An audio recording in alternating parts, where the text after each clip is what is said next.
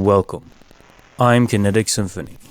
I hunt down and report on mysterious and weird, true stories, from glitches to the paranormal.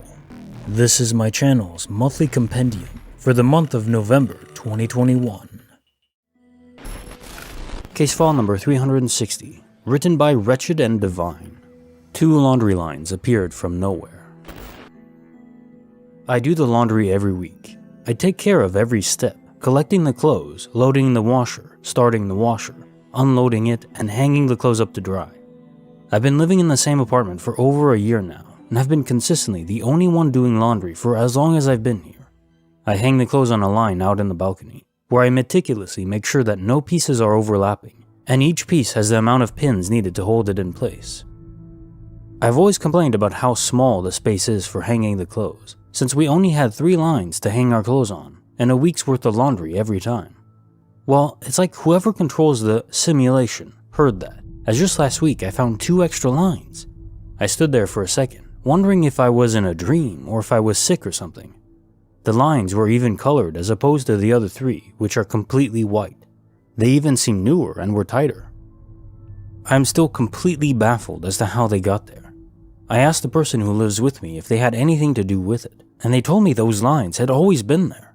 I have never been on any kind of medications or anything that would make me hallucinate without them not being there, and I've never had hallucinations of any type except the occasional sleep paralysis.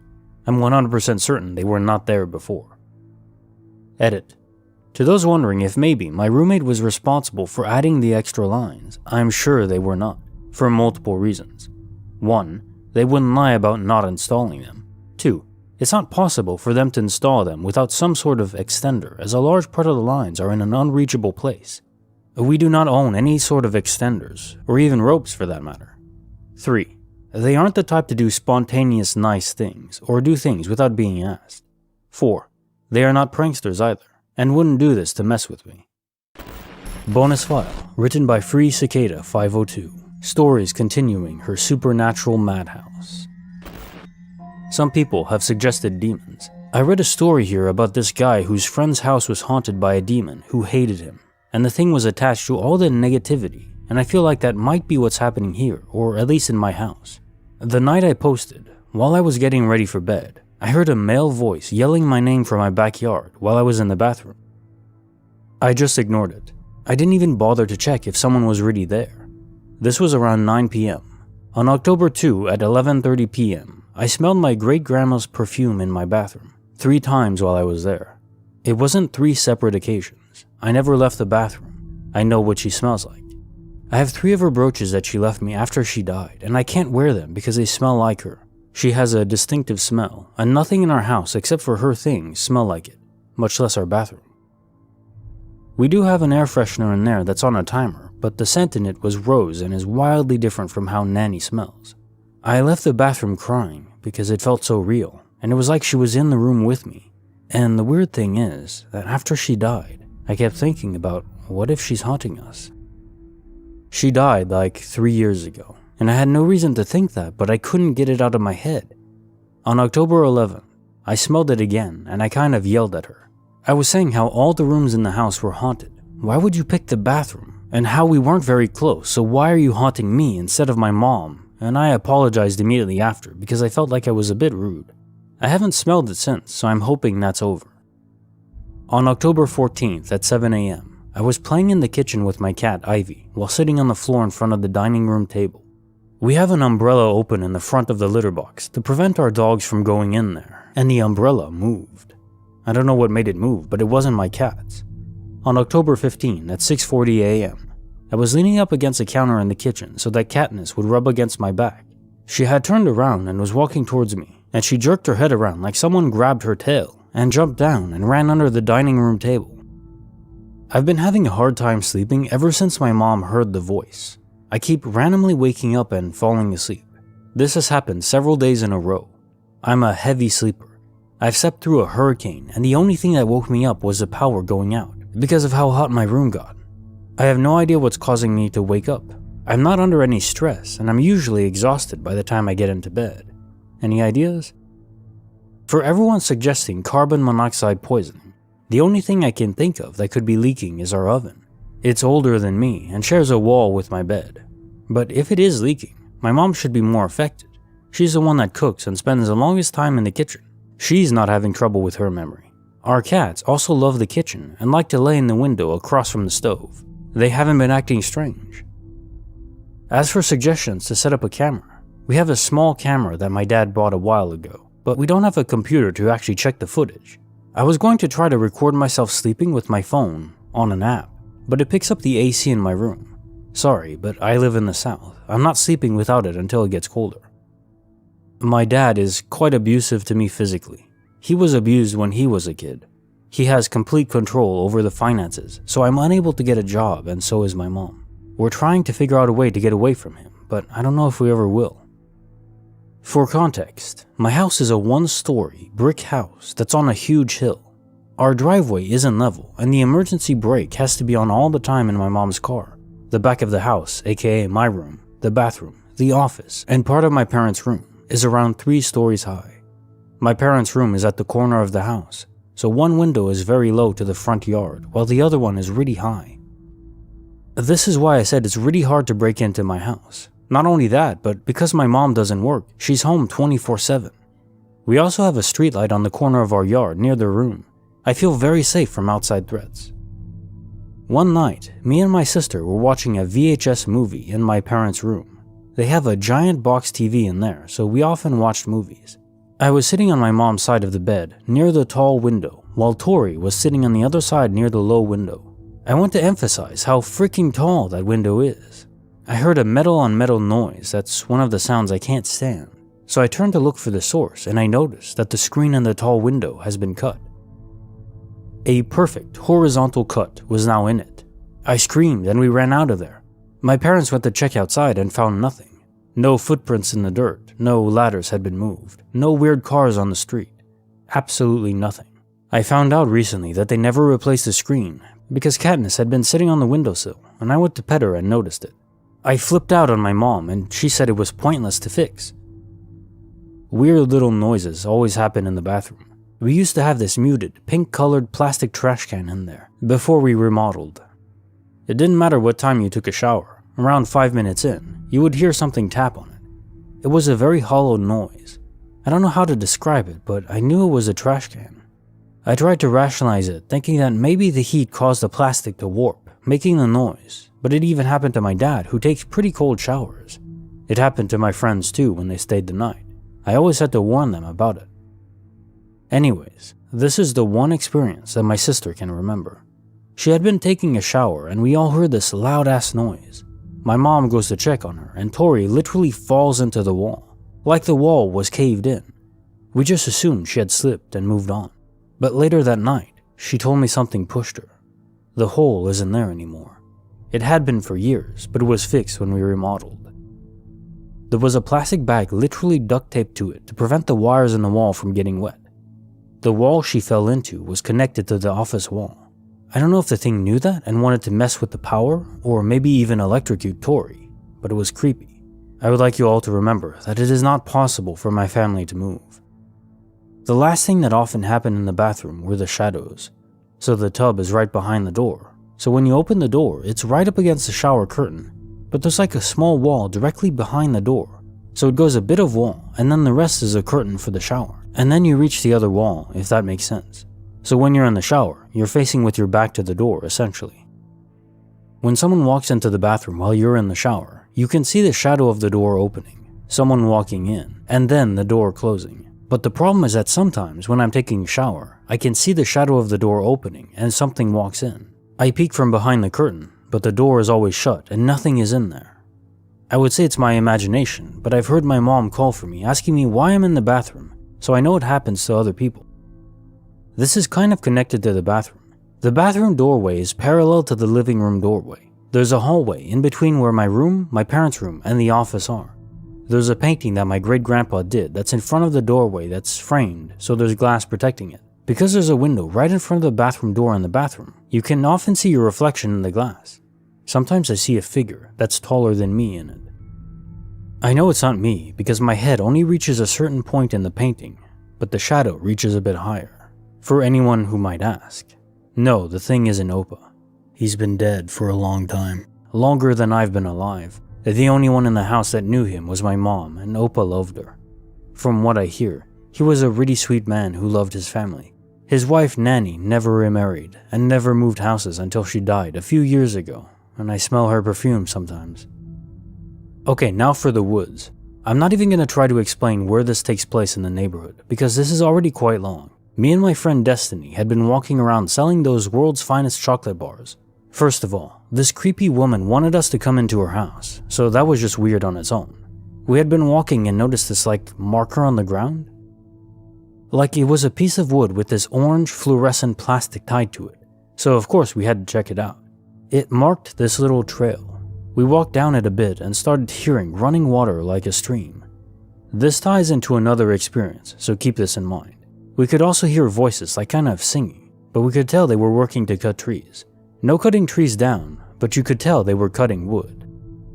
At first I thought there may be a factory or something nearby because of all the noise, so when I got home, I googled the area and there's literally nothing in that area. No water, no factories, just houses. Years later, I actually fell down that trail while on my bike and sprained my thumb and got a minor concussion, so that's fun. We had been looking for that trail again, but somebody got rid of the marker. I guess it's plausible that workers were maybe clearing that area, but I don't know. So 3 more experiences. 2 happened with my friend Kaylee, both around the same time. We had been in a tent in her backyard. Something was messing with us and was poking at the roof of the tent. Her parents weren't doing it. We freaked out and went inside. Next one happened across the street from her house. Her house was in a little roundabout, if you will. There was a straight road, and on either side were loops of road where houses were located. Hers was on the wrong side of the road, so if you were driving to my house from her house, her loop would be on the right side. My house was also on the right side of the street, so the woods connected from behind her house around the back of the loop to the back of my house. Basically, I could jump my back fence and walk to her backyard if I wanted to. My dog Amber loves to jump the fence and always brings back bones. Nice, right? Can't remember why, but we decided to walk into the woods across from her house. We noticed this little boy who was maybe 5. He was white and had blonde hair. Nothing too memorable. He starts leading us through the woods, and for some dumbass reason, we decide to follow. We noticed several trees with red strings tied around them, like someone was trying to mark the way. We saw some creepy graffiti, but can't remember what it said. There was an abandoned car where the roof was smashed down. We eventually found this river, very shallow and slow moving. Suddenly we realized how thirsty we were, so we stopped at the stream and drank a little, but the boy got his feet stuck. We decided to walk the rest of the way to my house to get help. By the way, not once did the kid speak. He straight up never opened his mouth. When he got stuck, he just admitted defeat and just stared off into space. Me and Kaylee are walking and we end up at this drop down. The ground just kind of stopped and dropped down further, maybe 12 feet. There was a tree that was kind of like a bridge down, so we slowly started climbing it, but we heard yelling from behind us. Her dad, Jason, had found us and was yelling at us, wondering why we had been gone for so long. We hadn't spoken to each other this whole time. It was kind of like we were in a trance. We both told him about the kid and how we were trying to get help for him, and he said he didn't see anyone. We walked back to the house and it felt like it took maybe 5 minutes to leave the woods. We never saw the stream, the car, the graffiti, not even the strings. Turns out we had been gone for 5 hours. Last one was with Destiny again. Years before Kaylee moved here. Her house is past Kaylee's and is on a massive hill. You walk down the hill and there's 2 ways you can go. Either left to a dead-end roundabout where her house is, or right where you can turn left and eventually end up where the weird trail is. The woods near my house connect to her backyard as well. So growing up, me and Destiny were best friends. Might as well be sisters. We love playing outside, especially in the woods. This random tidbit happened just near the woods. There's this weird plant that looks like a feather duster, but has long, thin leaves. We love breaking off the fluffy bits and playing with them. So we were picking which ones we wanted, and I was pushed backwards by something. I reached out and grabbed the leaves to stop myself from falling on the road, and apparently those leaves are sharp as hell. I sliced up my hands. Several times we had been playing basketball in their driveway, and because it was a slight hill, if the ball rolled away, it could roll all the way into the woods across the street. we've had the ball thrown back to us with quite a bit of force from the woods with no one there. At one point, we found this tree that we absolutely loved to climb behind her house, but there was one drawback. Sometimes in the distant mountains, you could see a little white house with smoke coming from the chimney. Doesn't matter what time of year it is, if you see it, there will be smoke. It would randomly appear and disappear, but the vibes it gave off were so unnerving. It felt like hundreds of eyes were on you and made you feel so anxious. Anytime we saw it, we just went straight back inside. Something I forgot to add in the original post is that sometimes in the attic, light turns on. Because of the house positioned to the sun, at night the bathroom and hallway gets really dark. Like, I've walked into the bathroom door several times because I didn't realize it was closed. The attic door is on the ceiling of our hallway, and I can see the light from it sometimes. We only go up there twice a year, and the light has a string you have to pull. That's about it, other than just crazy neighbors and small things. Again, I'm not really looking for tips, I just wanted to share this. I'll let you know if anything else happens, but for now, I'm just gonna basically ignore it all. I know it sounds like a lot, but this is all over the span of 19, almost 20 years. It's not really scary, just obnoxious at this point. Update. Right now it's 6:30 a.m. and I think I may have messed up by talking about this. My room feels so loud right now. I don't know how to describe it, but all around my room is just noise, just outside the walls. It sounds like maybe really distant talking. I thought maybe I was hearing things, but I keep hearing it. My heart is beating so fast right now, and I'm honestly panicking while writing this. I keep hearing scratching noises coming from my ceiling. The sun isn't up yet, but as soon as it is, I think I'll feel better. Okay, well, now it kinda sounds like music. From my hallway, my mom's asleep and never plays music. This is freaking me out, but I guess I'll let you all know if things change. I just tried to record it, but don't hear anything but my fan and AC, so maybe I'm just hearing things. I hope so. Case notes. Okay, so this is just a quick theory that I have. While reading this, it struck me that so many of these anomalies and maybe hauntings, they could be explained by manifestations from other parallel universes that somehow bleed over. So like lights turning on in your attic. Maybe in another universe that's slightly bleeding over into yours, someone opened the lights. Or maybe sometimes when you're pushed, it's because in another parallel universe, someone is in that exact location and you're forced out of the way. This strikes me less as a haunting and more as anomalies manifesting. That one basketball that was thrown back from the woods? That's weird. Although that particular one could be explained by some random passerby just throwing it back. And maybe everything else is just extraversal anomalies. Case file number 361. Written by, "It isn't a phase, Mom." Who knows? Maybe she became Wolverine. I fully understand that this is a dumb thing to freak out about, and honestly, I shouldn't worry about it. Maybe me and my husband didn't get enough sleep. Maybe it somehow healed fast. I don't know. But anyway, here's what happened. Today I went into work with my husband, as we both work at the same store. After a few minutes of walking around, I realized that my foot was tender between two of my toes. Since we have spiders where we live, I decided to check it out in case I was bitten, which happens more than I'd like to think about. I pulled my sock off and immediately noticed an 1.5 inch long cut starting between two of my toes and going down the top of my foot. We have a puppy, so no big deal, whatever. My husband happened to look over when I was doing this and mentioned that the puppy was a bit crazy last night, or something of that sort. It had a thick scab on it already, so that would make sense. I don't think about this for the rest of the day. It didn't bother me much and it wasn't a bite, so I didn't really care. Fast forward to when we both get home, probably 5 or 6 hours after the whole foot examination took place, and I'm getting ready for bed. I took my socks off, and as I did so, I noticed something. No cut, no scab, no redness, no evidence of any cut.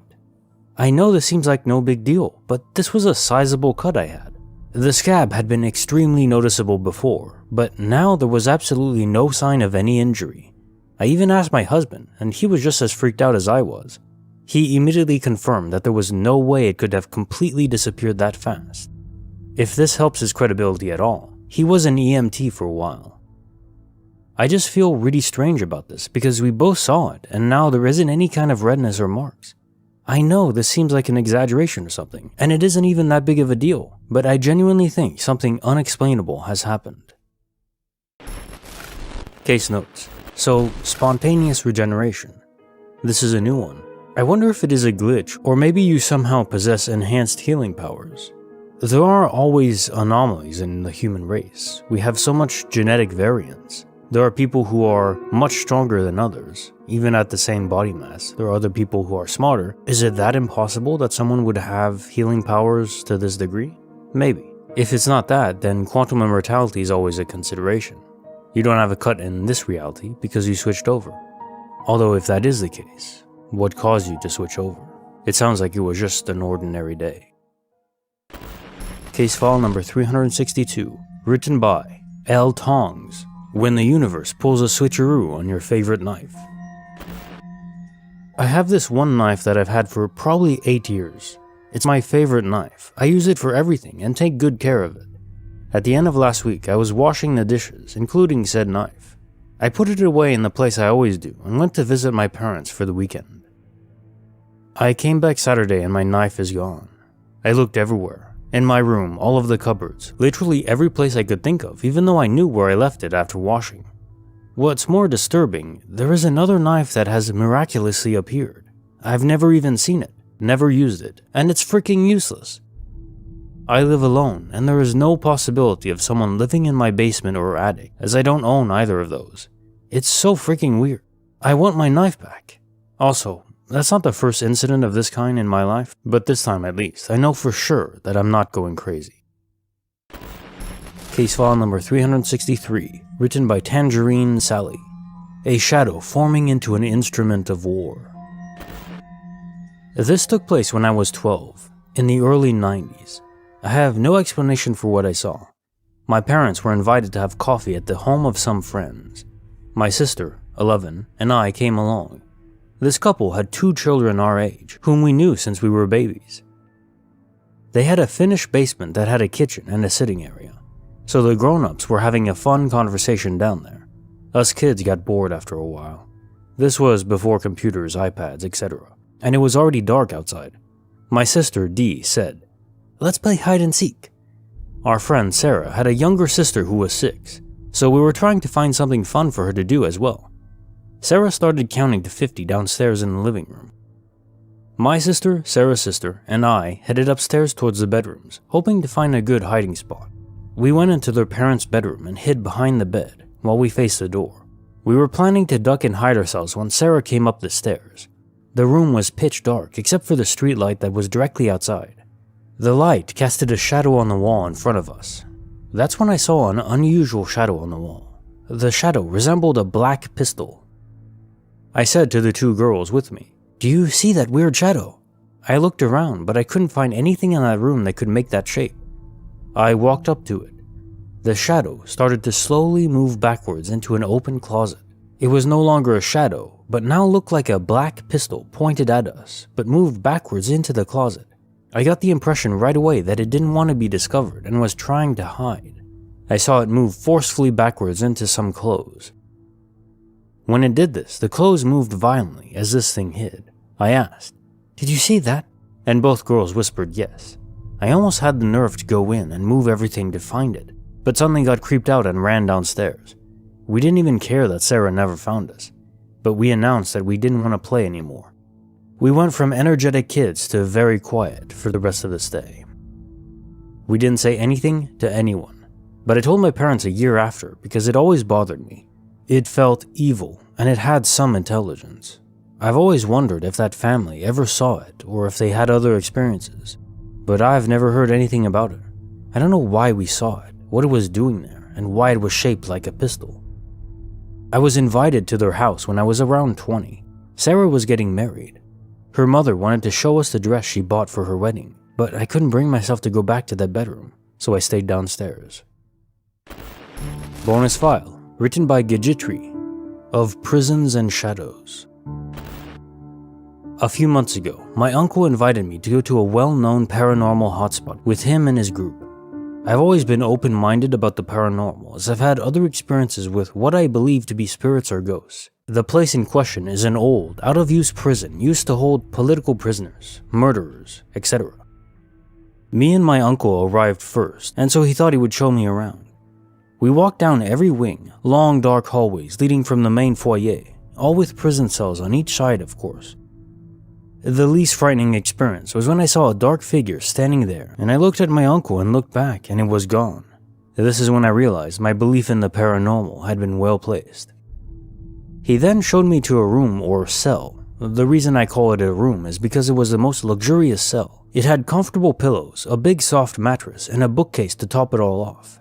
The very bookcase which, when slid over, leads to the room the prisoner would be hanged in. The noose came from the ceiling and a large glass area. The floor came down and led to the coffin room. Before my uncle showed me what was behind the bookcase, I saw a huge white flash come from the cracks behind the bookshelf. I get chills as I'm writing this. After my uncle opened the bookcase, I saw a large black figure peek over his shoulder. This terrified me. It seemed normal to him. Nowhere in this prison had good lighting, so when your eyes adjust to the dark, you can really see silhouettes in the dark. Under the prison, there is a long, dark tunnel which leads to the old courthouses across the road. As an initiation, they made me walk to the end of the tunnel with all the lights off, knock on the rusty metal door at the end and ask for, "Sir?" When I came within 5 feet of that door, I felt a horrible feeling, like something was waiting for me. I strongly hesitated, but I knocked on the door and asked for "Sir." As I walked briskly back to the group, I heard them all exclaim. They said something walked back with me, a dark figure. I didn't believe them until someone else did it, and I promise you, a large black figure came slowly from the wall and walked behind him. I thought because it was so dark, it was just another random person walking with them, until I remembered he walked down alone. Bonus file, written by Julia Louis-Dreyfus. You know, maybe this ghost is just hungry. So, my boyfriend and I moved into a new apartment about 2 months ago. At first, it was all sunshine and glitter, but as time goes on, more and more crap is popping off, and not in a good way. Whatever entity is here is ballsy and has become extremely active. For example, I was lying in bed alone, trying to take a nap, and the headboard started banging against the wall. Needless to say, I did not take a nap that afternoon. It's also always messing around in the kitchen. For example, moving pots and pans around to make noise. But today, I was in our bedroom and could hear pots and pans and silverware, etc. being thrown around. And when I finally had the nerve to look into the kitchen, there were pots, pans, plates, etc. everywhere, and all the cabinet doors were open, and there were snacks all over the counters too, and the sink water was running. So if anyone needs me, I'll be outside on my front porch waiting for my boyfriend to get home from work. Case file number 364, written by Just Little Reed. So it appears this ghost really hates phones. Hi, this is my first post ever, but I just want someone to listen and help me come up with theories of what the hell I have experienced. Me and my friend were in her kitchen. She was making food and I was sitting at the table with a bowl of cereal when I noticed that her phone was really close to the edge of the table. I grabbed it and yelled, "I will put your phone right here in the middle of the table." I put her phone in the middle of the wide and high table, which means that when we were sitting down, none of us could easily reach it. My friend sat down and we smiled at each other and started to eat. Just when I was about to say something, her phone flew across the room and into her bedroom and hit the wall with such force that it sounded like a big boom. She is shocked and scared by this, so my protective instincts kick in and I was like, "It was just the wind, calm down. Look, I'll grab your phone and put it back in the same place and it will be all fine." She was terrified, and I just wanted her to calm down. It all happened so fast. So at this point, we were standing. She was in the corner, and I was at the table. I wanted to put the phone down at the exact same place, but it didn't even have time to touch the table when it flew out of my hand. It flew into the wall, the phone got cracked, and it almost hit my friend since she was standing there.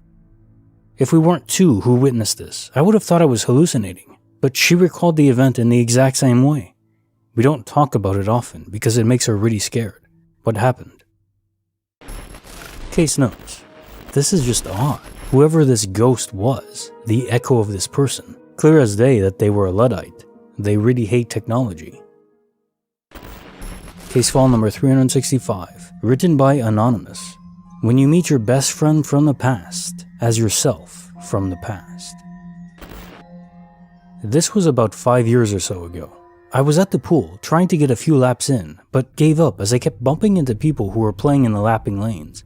It was a really hot day and very crowded, so I just shrugged it off and let them. Usually I'd make a fuss and kick people out of the lapping lanes, unless they were lapping, of course. So I just started walking down to the shallow end. Ahead, holding onto the pool's edge, I could see 2 teenage girls standing in the shallow end, chatting to each other. The one facing me was a spit image of my best friend when I was about that age, teen years. I couldn't believe how much she looked like her as I walked by. When I was past the girls, I turned and got the shock of my life. The girl talking to the one who looked like my friend was me. She and I spent a lot of time at the pool when we were young. I even thought I recognized the bathers they were wearing. I got out of the pool and sat there, shaking for a minute. It had really gone through me like a shock of electricity. Then I got up and walked back to where I'd seen the girls, and they were gone. I spent another hour or so looking around in the pool, in the canteen and changing rooms, and on the grass, but I never saw them again. I'm still mind blown when I think about it. What do people think could possibly have happened? I know tan teenage girls can all look alike, but this was beyond a similarity. It still haunts me. Case file number 366, written by Overall Resolve 4490. When your girlfriend comes home, but she never came home. I've been diving into high strangeness since I was little, but last year I read John Keel's 8th Tower and my whole perspective changed. For the past 3 months or so, I've been pretty absorbed by all things strange. In the past, I was more focused on UFOs and alternate history, consciousness, and I've never been one to look into hauntings. But after reading Keel, I've started watching videos of stories and browsing relevant subreddits. It's become an interest of mine, but I will say that I have no desire to experience any ghosts or poltergeist activity. So last night I was working outside on the patio while my girlfriend was at work. I had one of her dogs, Pyrenees, outside with me, and her other dog was inside with my 2. It was about 7 p.m. when I heard her pull up and lock the car. The dogs inside started doing what they normally do when she comes home, and one of my dogs came to the patio door, wagging her tail and telling me to come inside to say hi. Since I was working and couldn't leave right then, I was going to wait for her on the patio. I heard the front door open and shut, normal front door closing sound, where the whole house shakes a little. My dog ran back towards the front door to greet my girlfriend, but then ran back to the patio door in the kitchen and was excitedly whining. Soon after, my dog inside and the Pyrenees outside started looking towards the laundry room attached to the kitchen. The lights were off in the kitchen and laundry room, so I turned them on with my phone. Nothing in the kitchen or laundry room. No cats, dogs, or girlfriend. Still, the Pyrenees stood and stared at the same spot for at least 30 seconds. While all of this is happening, I'm kind of annoyed. She didn't tell me she'd be home early, even though I was just texting with her, and I was in the middle of work and hadn't tidied up before she got back. So my heart rate and blood pressure was elevated because of surprise and stress. Once I realized she didn't come home, I was scared someone else had gone in the house. I heard the freaking door shut. My house shook. The dogs heard it all, too. But after I checked my security logs, it was clear none of the doors had been opened, and no one else was at my house. I had tried to tell my girlfriend about it, but it scared her, and she forced me to explain it away. I said, maybe it was a subwoofer in someone's car that shook the house. But I'm 100% positive that's not what it was. It's also worth noting that my driveway isn't near any others, and no one lives in the house closest to mine. I have zero reasonable explanation for this. Honestly, I almost forgot about it, but figured I'd go ahead and write it down. Anyone else have a similar story? Or does anyone else experience something after spending a lot of time looking into strangeness? Edit. Another commenter mentioned a Wikipedia page that linked to this entry. In Finnish folklore, all places and things, and also human beings, have a haltia, a genius, guardian spirit of their own. An image or doppelganger, or just an impression that goes ahead of a person, doing things the person in question later does. For example, people waiting at home might hear the door close or even see a shadow or a silhouette, only to realize that no one has arrived yet. Case file number 367, written by Two-Way Mirror, a chilling account with multiple witnesses of a UFO in Ohio. On the evening of September 7th, 2006, My friend Jen and I were driving home from a friend's house nearby, where the Big Ear Radio Observatory used to be. It was somewhere around 10 p.m. near the corner of Cheshire Road and Route 23 between Delaware, Ohio and Lewis Center, Ohio. We were driving down Route 23 heading south towards Lewis Center when Jen saw a bright light very distant in the sky. We both joked, saying, "It's probably a UFO." So we keep driving and we eventually lose sight and forget about the distant object in the sky. Then, as we were coming over the precipice of the hill, just beyond where the golf course is now, where the telescope once stood, there was an enormous, glowing, football-shaped UFO hanging right above our heads, steadily moving over top of Route 23, heading towards Lewis Center. It was the most frightening and awe-inspiring thing I have ever witnessed. We stopped on the side of the highway and got out of the car. It was the largest thing I have ever seen. I felt like an ant beneath a giant glowing boot. The object looked like it was engulfed in an orangish, reddish plasma, almost like what the surface of the sun looks like from close up or space. It looked as though it had flames bubbling and churning within it. I tried to take a video with my Motorola Razr, but the phone just would not pick it up at all, even though it had just been working fine and had nearly a full charge. It slowly begins to back away from us a bit, and then begins floating towards the town of Lewis Center. We followed it back to Lewis Center, where my friends and I watched it for nearly an hour, and eventually it began to gain altitude. Then in a dizzying display of lights and flashes, it blasted away in the blink of an eye, leaving behind a wispy blue/teal vapor trail. I found out later that the Big Ear Radio Observatory in Delaware, Ohio, was where they had received the WOW signal in 1977. This object took up a large portion of the visible sky as we came upon it. I am an airman. I have been trained to observe and identify aircraft. I would estimate the object to be the size of an NFL football stadium, just floating above the tree line/highway and houses and buildings. The object was witnessed by at least 5 people other than myself. As it was gaining altitude, glowing bluish-purple orbs started cascading out of the main football, cigar-shaped object one after the other. Each time one appeared, the momentum of which they resolved around the main object intensified until all I could see was a spinning blue glow around the main football object. Then in the blink of an eye it shot off into a flash of light in front of it, like the Enterprise going to warp speed, leaving only a bluish trailing haze behind it. The whole experience was the most profound thing to have ever happened to me in my lifetime up until that point. Edit. There is one thing that I left out. An E-3 Sentry aircraft immediately flew into the area after the encounter, at a very low altitude. It was so low that I could easily make out exactly what type of plane it was in the black of night. I also saw it in the sky around Lewis Center for the next few days after the encounter. It was so close I could read the US Air Force on the side of the aircraft. Case file number 368, written by TriggerHappy66, a case of contact lens asymmetry. I need to give some context first. I have contact lenses for my eyes that are daily disposable. Recently, I had gone through my stack, so I ordered new ones and got exactly 4 boxes, 2 for each eye, 2 times 90 days worth of lenses. Now I recently got a room because I've gone to college, so logically, I bought 2 boxes there and left 2 for home. This week I've been home since Thursday, and I've used the lenses. I was happy to finally get rid of my glasses again, and so the 2 boxes were open. Now, another important detail is that my eyes have different prescriptions, so I always get 1 lens from each box every time. So with that information, I present the most absurd thing ever. This morning I went to get my lenses for the day, and took one from the left box for my left eye. Then I went to get one for my right eye, but then noticed that the box was sealed shut. I immediately froze and got an intense feeling of confusion. With my mouth open, I spinned the box around and checked if it was actually completely closed. And yes, even though I had been taking lenses from it for the last couple of days, the box appeared brand new and unopened. After this shock, I tore the carton open and got my lens, and also noticed that it was completely full. Please, for the love of God that I don't even believe in, someone give me a logical explanation for this, or I'll lose my mind. Case file number 369, written by Bonus Minutes. A mysterious road elevated that did not exist. Back when I was in college, probably 2012-2013, I experienced something weird with my friend.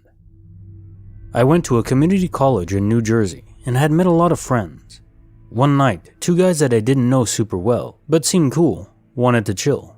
I'll call them Rourke and Eric. I drove the three of us to Eric's house for video games, movies, and for Rourke and I to spend the night. We were having fun, but around 2 a.m., Eric's dad inexplicably just said that Rourke and I couldn't spend the night. This was annoying because my place was at least 45 minutes away, and I would need to drive Rourke home first, wherever that was. This part of the state is very rural, with a bunch of thick forest roads and farmland, so everything is far apart there. So begrudgingly, Rourke and I got into my car, and since Eric guided us to his place earlier, and neither Rourke or I knew where we were, I would need to GPS to his house. At the time, I still had a slider phone, not a smartphone, so I used one of those old TomTom GPS units. We started on our way, following the GPS instructions through the wooded roads, making small talk and whatnot. Before long, we ended up on a wooded road that the GPS didn't have a name for. The space for the road name was just blank, which I had never seen before. Less than a minute after we got on the road, the GPS lost its signal. I didn't think much of it and just continued, figuring it would come back. The road started off normal and unremarkable, but it gradually got steeper and steeper downhill. Rourke and I commented on it, but brushed it off. However, as the minutes passed, the road got more and more simple. Eventually there were no guardrails, then it stopped having streetlights, then it became a dirt road with no markings. Then it narrowed for just enough space for one car, one way. The forest on either side was hugging us, and aside from the dirt road, there was no signs of human influence. It's also worth noting that there was never an intersecting road to turn onto. It was a lone road. We also never saw another car. Rourke and I were kind of nervously laughing about it, trying not to freak out. The decline had become very steep, and it was almost a perfectly straight road. I had considered trying to turn around, but at that point the road was too narrow to turn around, and it would have been awful for my car to drive back up something so steep for so long. So we just descended into the darkness, only able to see what my headlights showed. All in all, we probably went down for 15 to 20 minutes, and we were going decently fast. I doubt we went below 20 miles per hour, much faster a lot of the time, so that I wasn't killing my brake pads. I feel as though we should have easily passed sea level. Eventually the road evened out, guardrails and streetlights came back, the GPS signal returned, and we just ended up on some side road like 2 minutes from Rourke's place. He insists that the road had never been there and there was no mountain near his place for us to have descended. I ended up just crashing at Rourke's place. The next day I drove back the way I came and could not find the strange road, nor could I find any road that was remarkably elevated. Case file number 370, written by Call Me Goth Girlfriend. It's awkward when people stare at you, especially when it lasts for 5 minutes. A couple of days ago, I was leaving my apartment to go to dinner with my parents. I stepped out of the front door and locked the door behind me, but caught a glimpse of something in the corner of my eye. I turned my head to face the apartment complex across from my building, and there are 2 children, a girl maybe 6 and a boy maybe 4, standing completely still on the stairs and staring at me. No parents in sight. It immediately freaked me out, but I waved because I figured they were just nosy kids who like to stare, but they didn't wave back or move at all. I turned my head to walk away and head to the stairs in my building, and I catch a glimpse of another person. A woman on her 3rd floor porch, standing and facing me, staring and unmoving just like the children were. Skeeved me out really badly, so I moved fast to the stairs to get to my car, and when I got down the stairs to the sidewalk of the parking lot, there was a red car pulling out of its space to drive off. As soon as I look at the driver, he stops in his tracks, right in the middle of the road thingy, and he stares at me. Then after a pause and me standing there in fear, he backed up into his spot and sat there and watched me as I walked to my car. I'm thoroughly frightened at this point, and I jump in my car and lock it immediately, crank it and take a deep breath. I look up from the wheel, and across the sidewalk and grass in front of me, there is a woman pushing her toddler on her cart, except they are not moving and they're both staring at me through my windshield. I start to panic a little, and I text my roommates and tell them what's happening and that I'm scared, and when I look back up from my phone, everyone and everything is moving again like normal. The lady with the toddler shyly waves at me because I'm staring at her in fear. The guy in the red car pulls back out of the spot and drives away.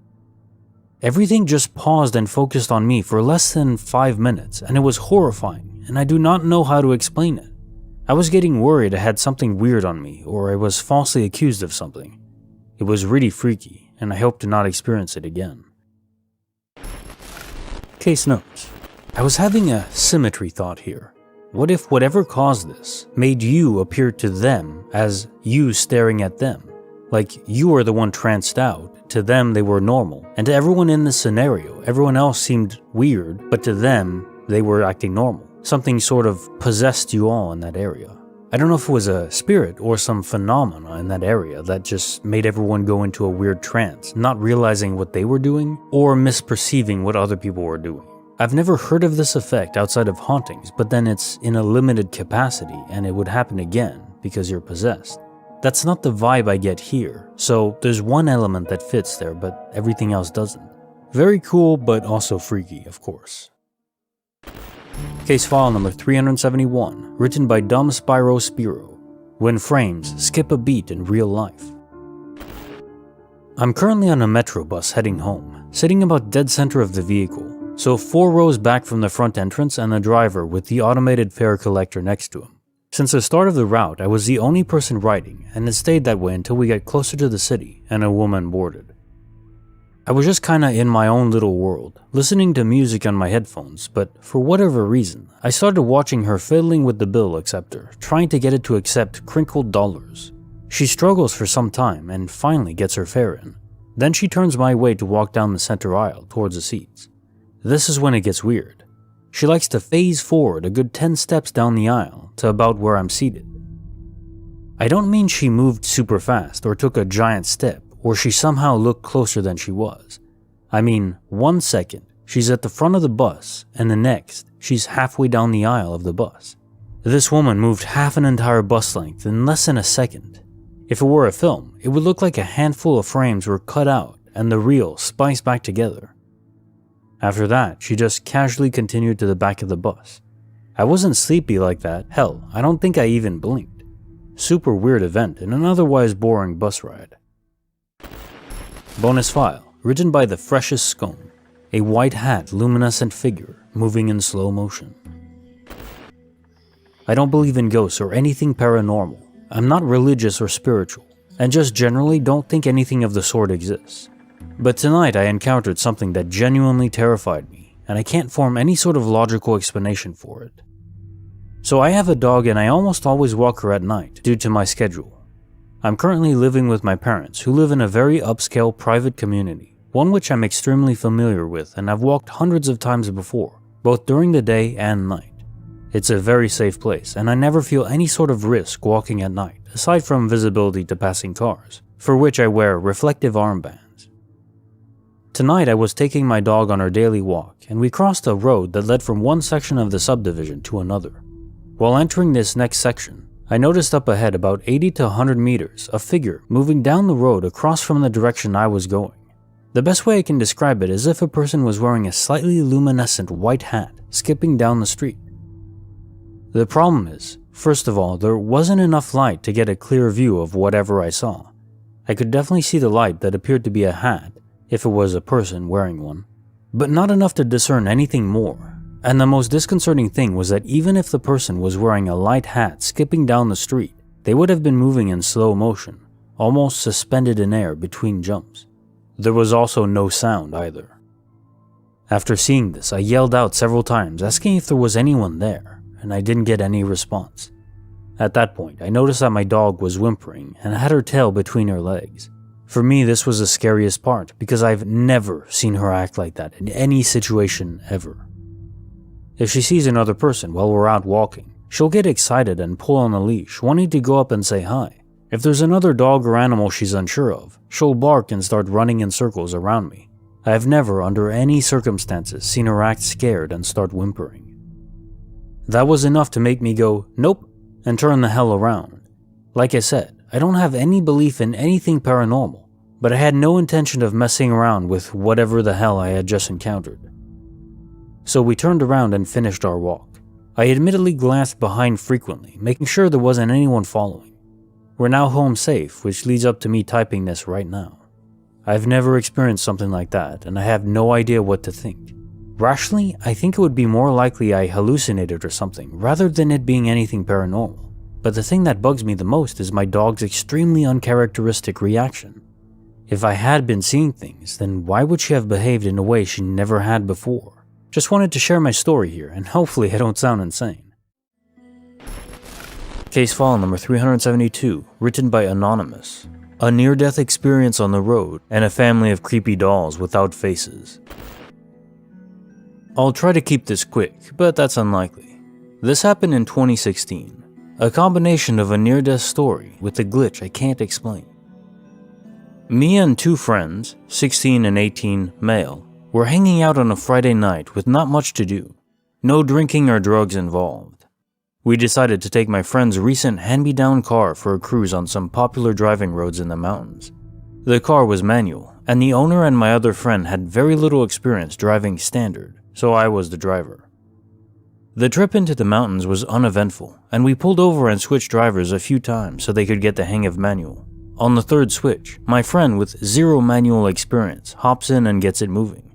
He stalls it a few times and the clutch starts getting hot. He can't get it moving again, so we go to switch again. As we are getting out of the car, all three of us notice a life-size family of dolls standing at the edge of the road about 40 feet away at the end of a driveway. A father, mother, and two kids, 3.5 to 5.5 feet tall, wearing clothes from what looked like the 1800s. They were all holding hands and angled in our direction, but they had no faces, just blank, round, white heads, nothing painted on, and no facial features. This sufficiently freaked us out, so we hopped in the car and started racing out of there. This is where the glitch part comes in. As we are speeding out, I go around a right turn that has a 30-mile-per-hour limit. As I'm halfway through the turn, I realize we're going 70 miles per hour, and the car starts sliding.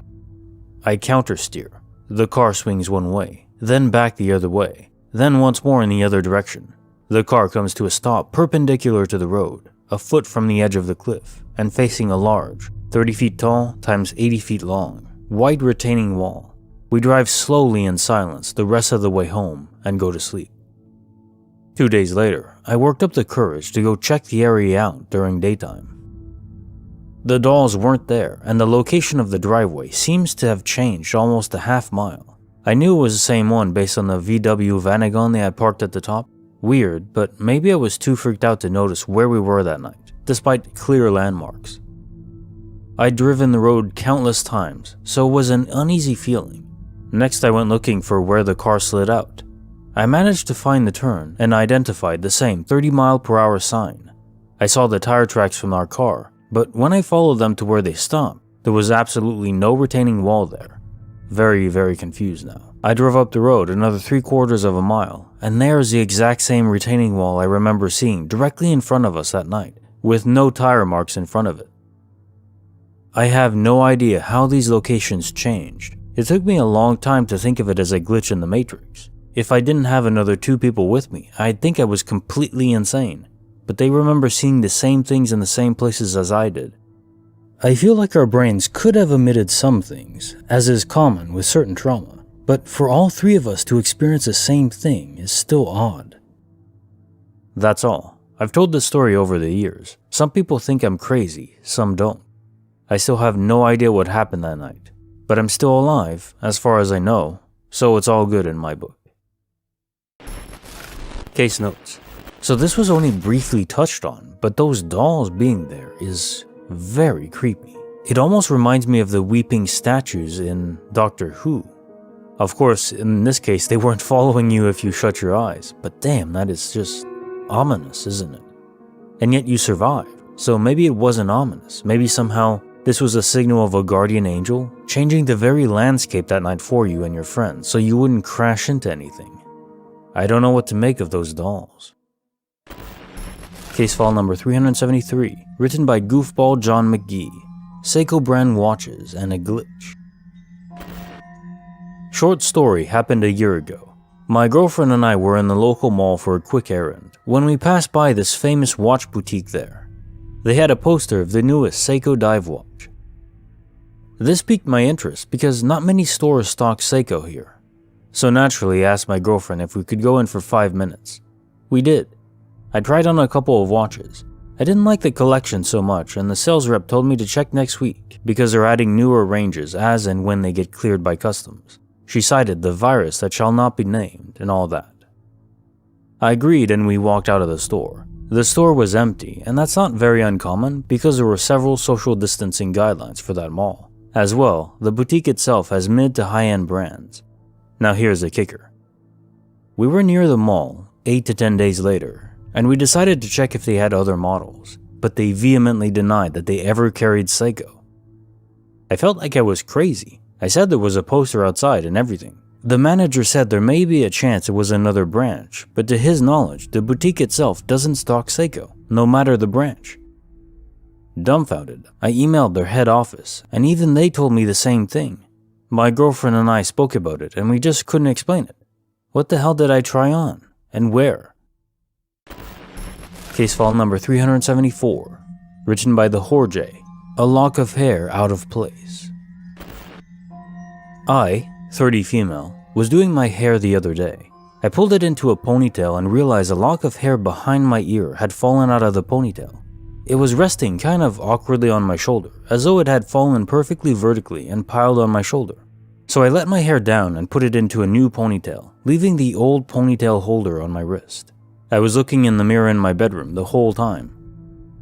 It's also worth noting that I'm prior military and still wear my hair in military regulation when I'm going to work, to keep it out of my face, so it was tight and clean. I double-checked that it was in place and walked not even 5 steps into the bathroom to get hairspray. I got to the bathroom and caught a glimpse of myself in the mirror. The same exact lock of hair was down behind my ear, resting on my shoulder in the same way. I just stared at myself in the mirror, wondering if I had actually fixed it or if I had gotten distracted, but the old ponytail holder was still on my wrist. It was just so strange. It's been at least 3 days, and I keep thinking about what it looked like. It was like someone had messed up the animation in a game. Bonus file, written by Stanathan. This entity was strong. He must be lifting. Just to preface the story, I've never had any experiences like this before or since. I would like to find some rational explanation for it all, but to this point I have not been able to. Even thinking about this house brings back the same helpless fear I experienced back then. I was about 16 years old when my family purchased a fixer-upper home in a relatively nice neighborhood. By no means was it a dump, but it certainly needed work. Upon moving in, we were informed the house had in the past served as a home healthcare facility for the elderly. There were no strange feelings about it. Our family was quite excited to have a new home to start fresh. My father and I began by ripping up all the flooring and laying new tile throughout, knocking out some walls, redoing the kitchen counters, etc.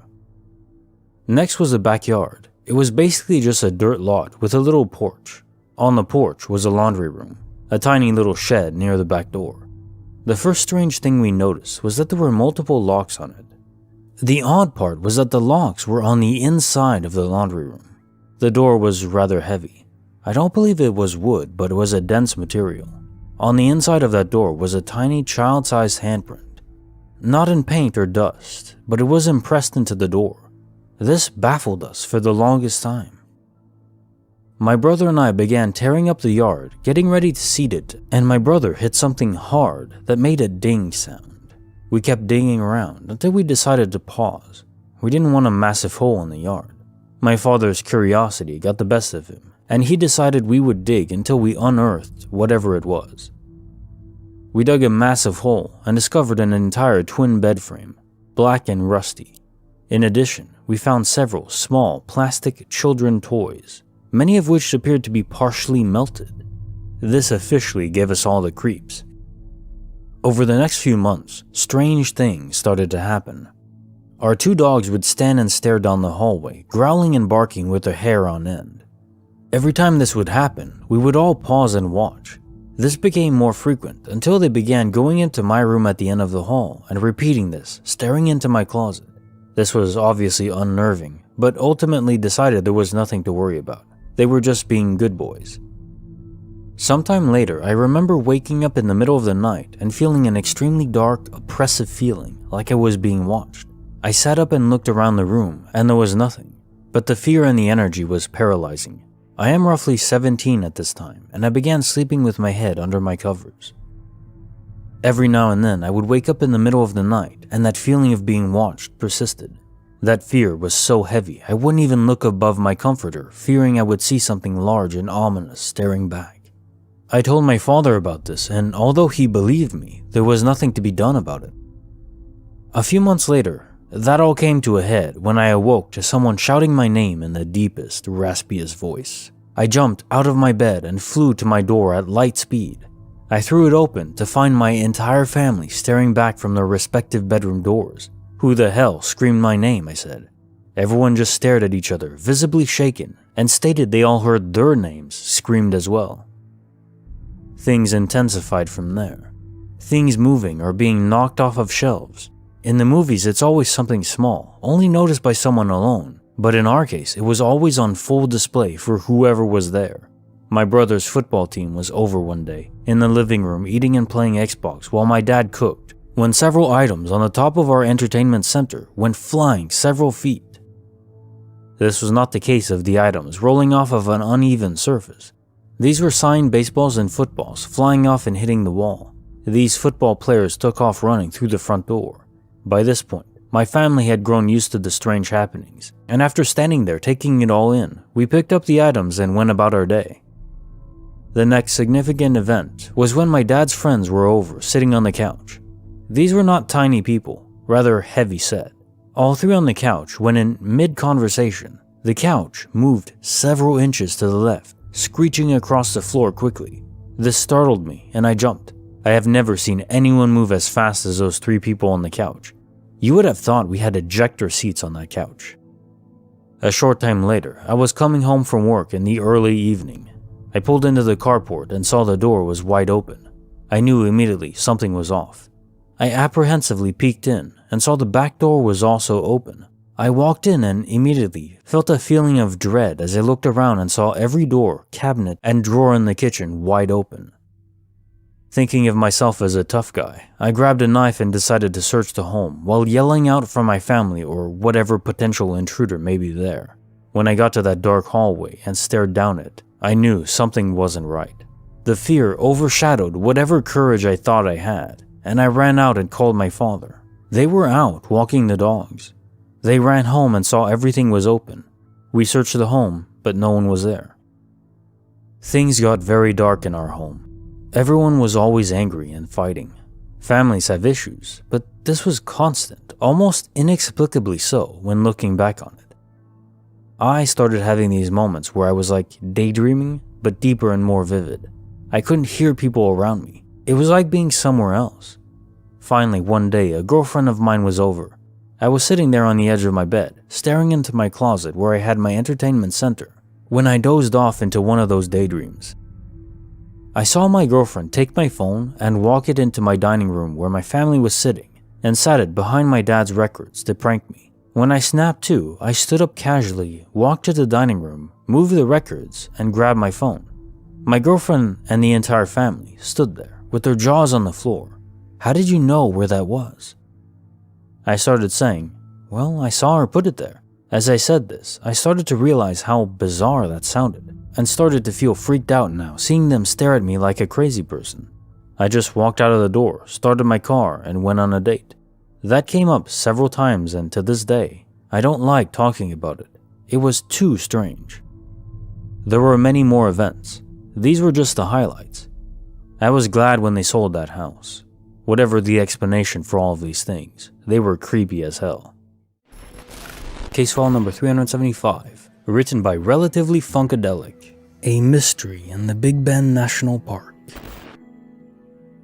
I've been searching for some semblance of similarity in someone else's encounter for 3 years now, hoping another's experience might align even a little bit with my own to validate it. Until last night, I'd found details aligning with my own encounter, but nothing I felt was concrete enough to make my story not sound absolutely batshine insane. It still does sound insane, I know, and have no way to further explain any of it, so all I have is what I witnessed.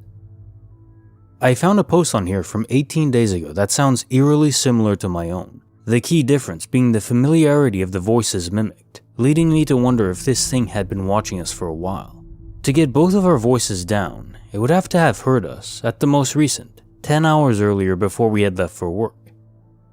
I've been wanting to write this since it happened in 2018, 2019, but I legitimately get really uncomfortable the moment I start. I'm sure the thing isn't actually watching or whatever, but I don't know. I just hate retelling it, honestly. I think it's important to share, though, because finding someone else's story led me to finding several others that seemed to align with whatever I saw, and it was honestly so cathartic. I figured maybe somebody else might be in the same boat and needs some sort of validation that they aren't insane. I was living down in West Texas in this national park where the restaurant I was working at the time rested at the top of a 15-minute hike up a mountain trail from the housing they had us in. I closed up the restaurant after everyone left each night, so I was always an hour or two later coming down the hill than everyone else.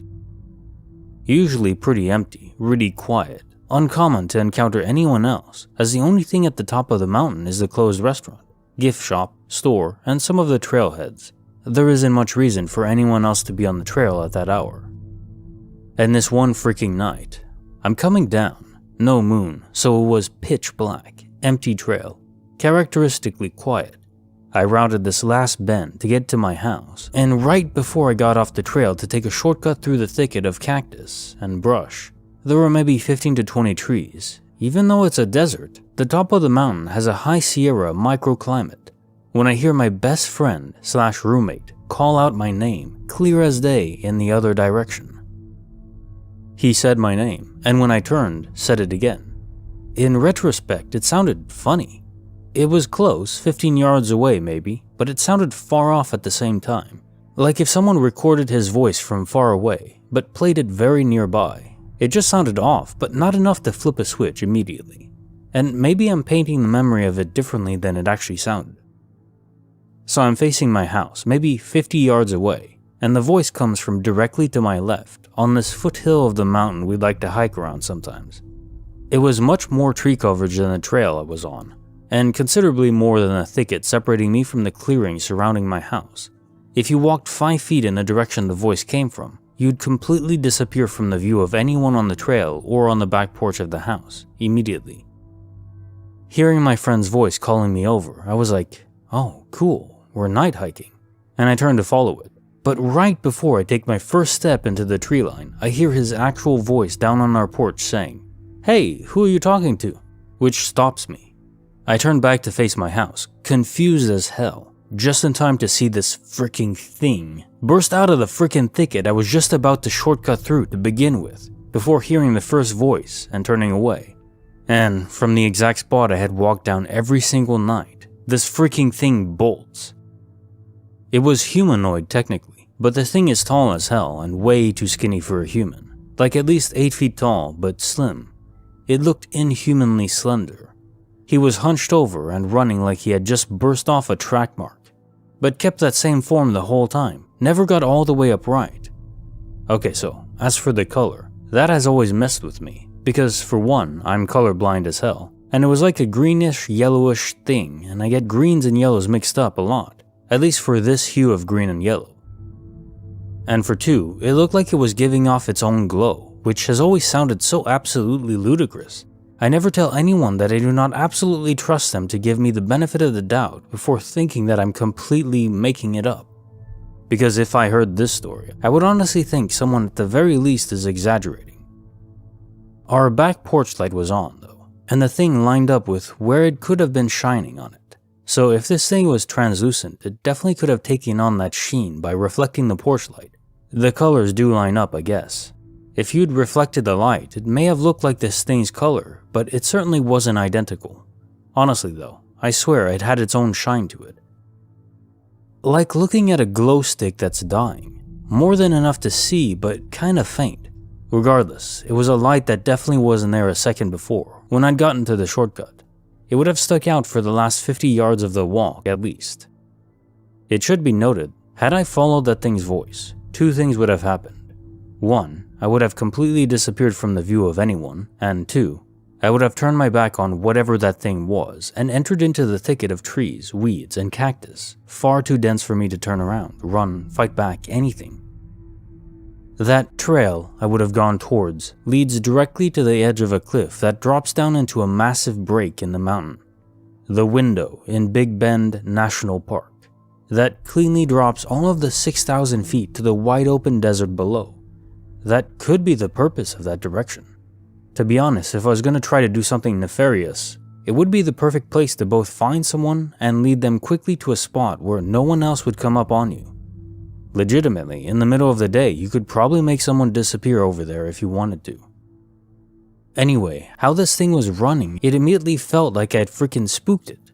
Like how a deer runs off at a noise. But this was different in that it seemed a lot more determined.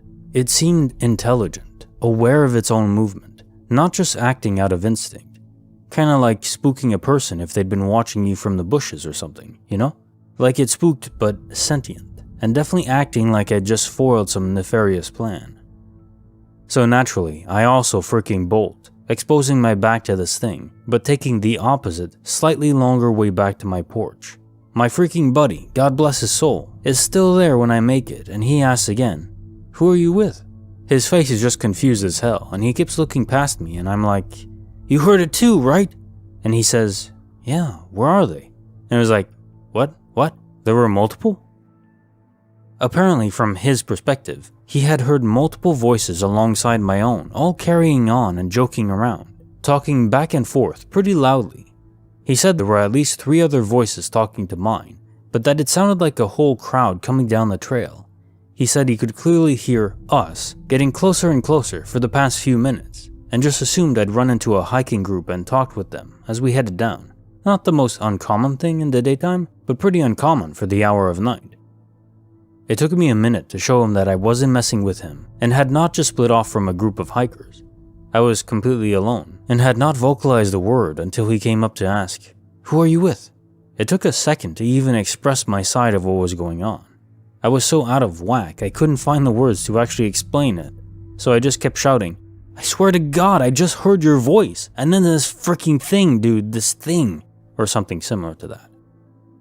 Eventually it registers that there were no other lights on the trail.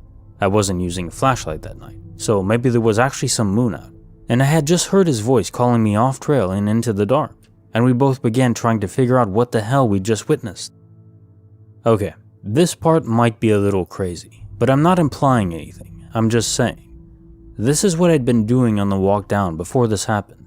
So obviously walking home solo, I hadn't actually said a word. Whoever he heard was certainly not me, and I certainly didn't come with a crowd, but I had been praying like crazy on the hike down. There had just been this super dark, negative energy in the house lately, and I was just trying to kinda surround myself with light and positivity, asking God to give me strength before I walked back in. And out of nowhere, midway through the trail, I got this absolutely overwhelming joy, like absolute ecstasy. I was screaming inside, happy as bones, and just felt like I could take on the whole freaking world. No matter what came, I could take it. Maybe I am implying something, because call me crazy, but I've always felt like that had something to do with how the night turned out, as opposed to how it maybe would have. I don't know. I know that part really does make me sound insane, but so does the rest of it, so whatever. I certainly don't think it was a coincidence. I'm just not sure what to make of it. Every detail means every detail. That's just what's going on with ya boy as the walk was happening. It would have been a noteworthy and memorable night had the thing not done any of this. It was that powerful of an energy. That's pretty much it. The only other thing is memories of it. Out of nowhere I just sort of stopped thinking of it. Not like I forgot, but like it was hidden behind a thick fog in my head. The next morning I told the story to a friend, and she uncharacteristically shut me down and just said something like, "Y'all are just crazy and getting scared of these mountains," and just walked away. It really was not like her to just dismiss someone, especially a friend, without even hearing him out. She was a real empathetic lady. It was like she just heard something that triggered a memory she refused to touch, and shut it down before it got too close. I could be reading it, but that's happened a couple of times with this story. And anyway, we'd been living on that mountain on and off for a few years at that point, and had never once heard or seen anything remotely similar to that thing.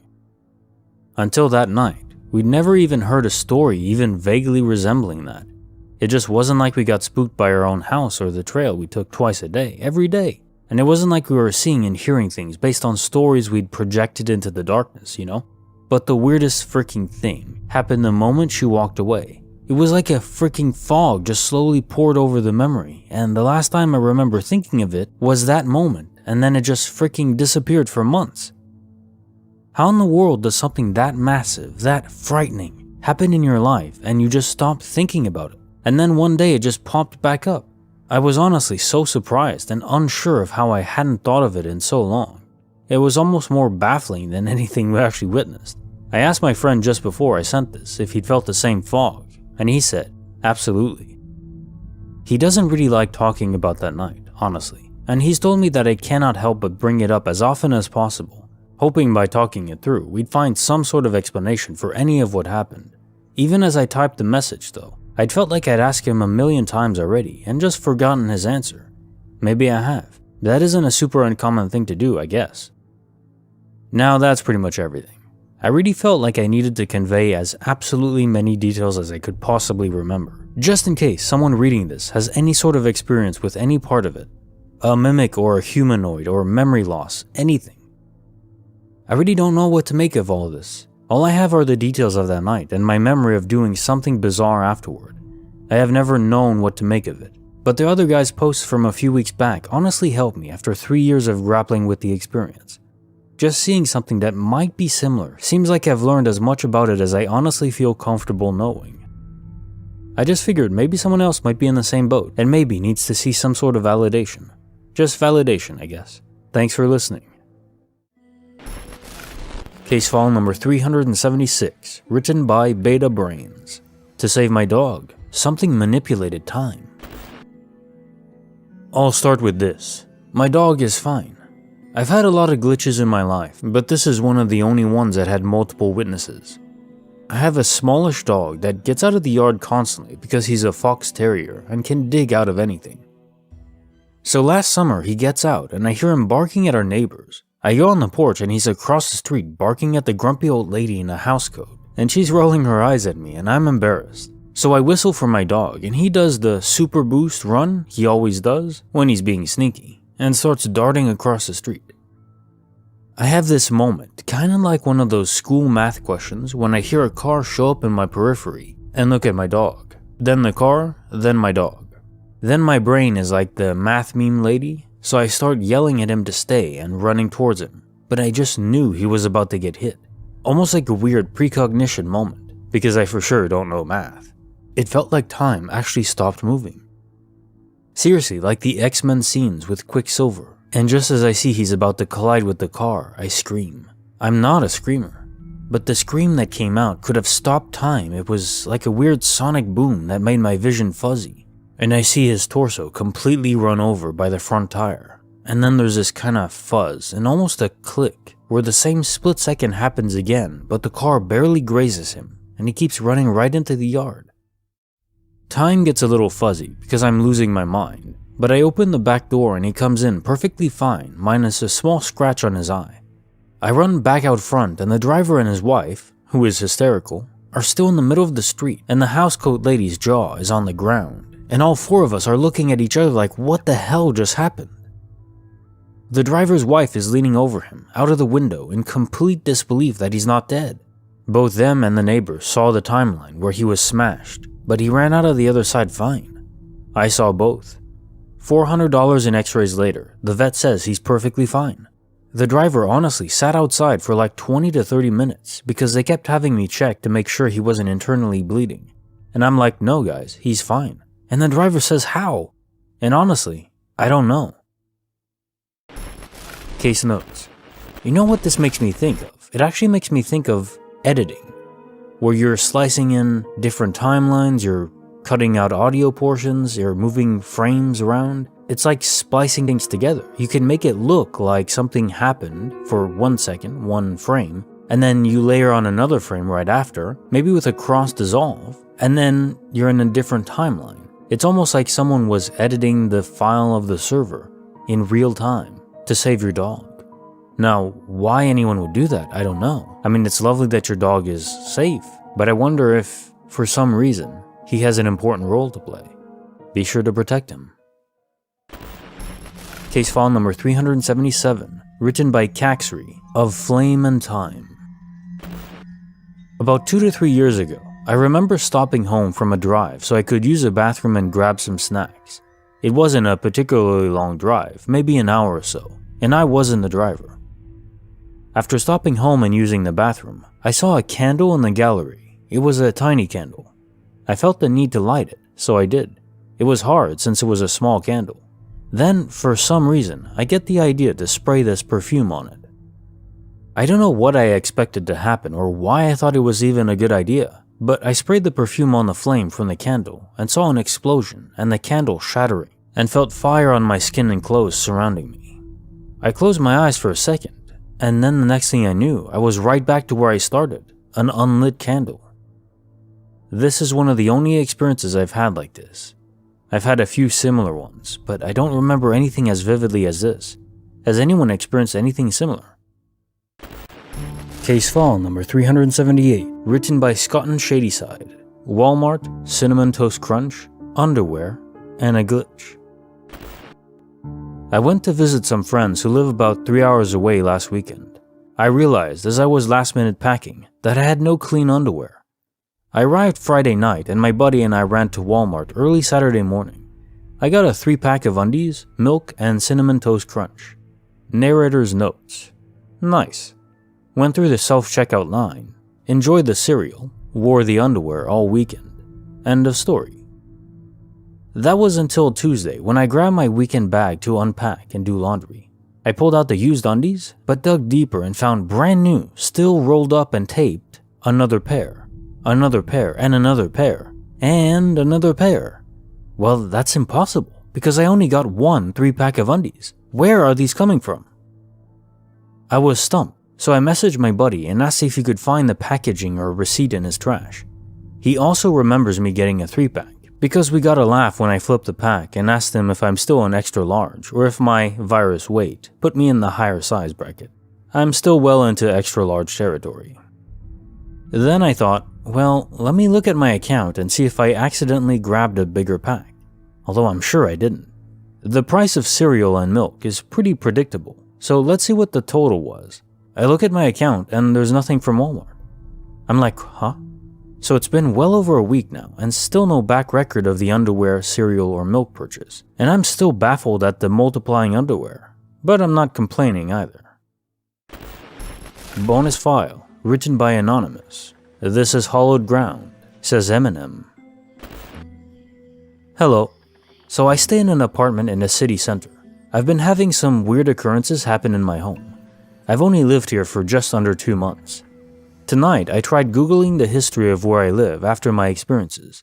I didn't expect to come across anything, but I did. I found out that in 1934, an 8-year-old girl was murdered and hidden in a sack. This happened a few minutes walk down the street. Is it possible it could be this spirit in my apartment? I'll let you know of some of the things that happened. 1. I dropped a hair clip on my bathroom floor, but couldn't find it anywhere after dropping it. I searched everywhere and even shook off the bathroom mat a few good times with no luck. Fast forward an hour or two and I go back into the bathroom. The hair clip is sat right on the bathroom mat like it had been there the whole time. 2. I was making dinner and using my microwave. It's the old style one where it's a dial and not digital to set the time. Well, my thing in the microwave was done and it dinged. I went and sat in the living room next to the kitchen and ate for around 10 minutes. All of a sudden, the microwave was on. I went back into the kitchen and it was turned on for 2 minutes. 3. The other night I was in a separate room and I heard this loud whistling. I thought it was my partner, so I went to ask if they were whistling a song. Turns out they weren't. 4. Last night I went to bed and was laying down for around an hour.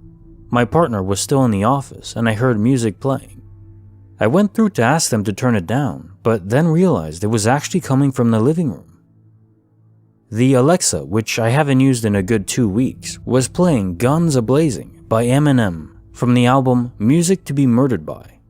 One of the lyrics being, "Just don't forget who you're messing with when stepping on hallowed ground." Safe to say I freaked myself out, and it's now 1 a.m. I guess I'll try and sleep. Bonus file, written by No, Those Are Beans, when your customer is very weird, maybe even possessed. I am 22 female, a shipped shopper, and mostly work nights because that's when most orders are available, and I generally only accept orders in the zone closest to my home. One night, I decided I wanted to do one last order with the delivery window between 10 p.m. and 11 p.m., but there weren't any available in my usual zone, so I figured I'd just pick up one on the other side of town to close out my day. During my shop, there were lots of things on this customer's list that were out of stock, and he had specified on his account that he'd like to be contacted in that situation. I was shopping for him for about 30 to 40 minutes and sent him probably 10 different texts about things that needed substitutes. I did not receive an answer until I was ready to check out, and had reached out to him one last time, letting him know that's what was happening. He finally told me to just use my best judgment, to which I replied, no problem. Fast forward to having all his items bagged and in my car. I sent him a text letting him know I'm heading his way and that I'll be there in about 15 minutes, as I do for all my customers. I get to a street and it already is in the best part of town, which I didn't know before I accepted the order because I hadn't been over that way since I lived where I do now. And I'm thinking, okay, no problem, just make it a quick drop off and get back home. When I get to the house, the driveway is completely on the left side of the house and there's a porch only to the right corner that leads to the front door. So I can't see the door from the driveway, and nobody could see that I was in the driveway if they were at the door. I can see that there are multiple porch lights as well as lights around the house leading up to the door, but none of them are turned on. Now mind you, I have told this person I was on my way, gave him my estimated timeline, and pressed the button in the shipped app to notify him that I arrived. At this point, I'm feeling a knot in my stomach and my hair is standing up a little bit. Before I got out of my car, I sent a text to my boyfriend, whom I live with, telling him I was feeling really uncomfortable about the situation and the house was creeping me out, and if he didn't hear from me telling him I was on my way home, then something is wrong. This person ordered a lot of stuff and it was just me doing the delivery, so it took me 3 separate trips to the porch and back to my car to get everything out. I grabbed as much as I could for the first trip, went to the porch to get the groceries by the door, and went back to my car for the next load without knocking and making minimal noise. When I got to the porch to drop off my second load, I got up to the second step before looking up to make sure I could see where I was going in the dark, and realized the front door was now open and there was a man standing there staring at me. He also didn't turn any lights on in his house aside from what looked like a single light fixture 3 rooms away, so there was just a faint back glow behind him, and I could only see his silhouette, none of his face or even what he was wearing. Shocked, I just blurted out, "Hello, how are you?" And he stood there and said nothing, didn't reach for the bags, just looked at me. I dropped his bags off, went back to my car to get the last of the groceries, and didn't even make it up all the porch steps before dropping his groceries and turning around to run back to my car because the man was still just standing in the doorway looking at me. I didn't get tipped on that order, but I'd like to consider the fact that I made it home that night my tip. Needless to say, I haven't shopped in that area again since. Case file number 379, written by Bella Yesil. Tomatoes galore. Evermore? Okay, this is weird. There's a lot of tomato bushes in our little garden area, and they're taking over. So my mom killed some of it and took all the tomatoes off of them, made pickles with green ones, and we ate the rest. The bushes were thrown to the other side where it's an empty lot except for stuff growing. I was strictly against it because they're still giving tomatoes even though it's getting cold, but it's mom's garden so I let it go. So far so good. It happened a week or so ago. This morning while I was asleep, mom yelled my name asking me why the hell I replanted the tomatoes. I didn't. But when I went outside, the bushes were back with tomatoes all ripe on them. They weren't there yesterday. I pointed out that even if I replanted them, they literally cannot grow tomatoes and ripen them overnight. And the bushes were all brown due to not being planted for a week or so. But these ones, they're not brown. They're green and huge. So she tells me to clean them up, went to work, and I clean up the bushes again and take all the tomatoes on them. I went inside and pickles were there. But now we have more tomatoes than ever, and they came out of nowhere. I ate like 10 of them while collecting them. My mother saw the bushes. I saw the bushes. Hell, I derooted, or whatever the word is, all the bushes again. I don't know if it was a glitch or something else. And now, after 2 hours, I went to the refrigerator to eat the tomatoes I collected at 7 a.m., and they're gone. The bushes are thrown where they were a week before and all brown and dead. I called my mother and she has a memory of calling me outside, but she says it's because the weather was great. She doesn't remember the new bushes with the ripened tomatoes overnight. She says that I went out, did some stretching with her in the clean, beautiful weather, and went back to bed. Is she messing with me? Even if she did, I still have the smell of tomatoes on my hands. What happened here? I'm confused and I worked hard for my tomatoes. There's no one at home that could have eaten them as I'm alone. I'm kinda mad and upset. I was going to make tomato soup and a salad. I had dreams and hopes, and now my tomatoes are just gone. Case file number 380, written by Volar Records. Momentary flashes of nothingness. I've been attracted to UFOs, paranormal, and esoteric stuff since I was younger. I'm now in my early 40s, which is its own weirdness for me. So basically since the unsolved mystery days, during the virus, out of work with nothing but time to think and read on my hands, Reddit has become a bigger thing to me than before, especially the subs relating to UFO/UAP stuff and general weirdness, and animal displays of intelligence. This sub caught my attention a few months ago, and I started going down the rabbit hole of interesting patterns in people's stories. Granted, everything here is anecdotal, so there's always a massive grain of salt. But as with UFO and paranormal experiences, I feel like there are too many seemingly innocuous instances of weirdness for them to all be made up. Like today's story of the server seating people twice, and then being told that the coworker saw her essentially talking to nobody. I also follow science stuff as much as I can, especially now that we're getting into quantum entanglement, consciousness, etc. I've never been religious, but over the last year plus, I've been reminded that the fact that we exist, that life exists at every opportunity, presents an incredible mystery beyond any we can currently fathom.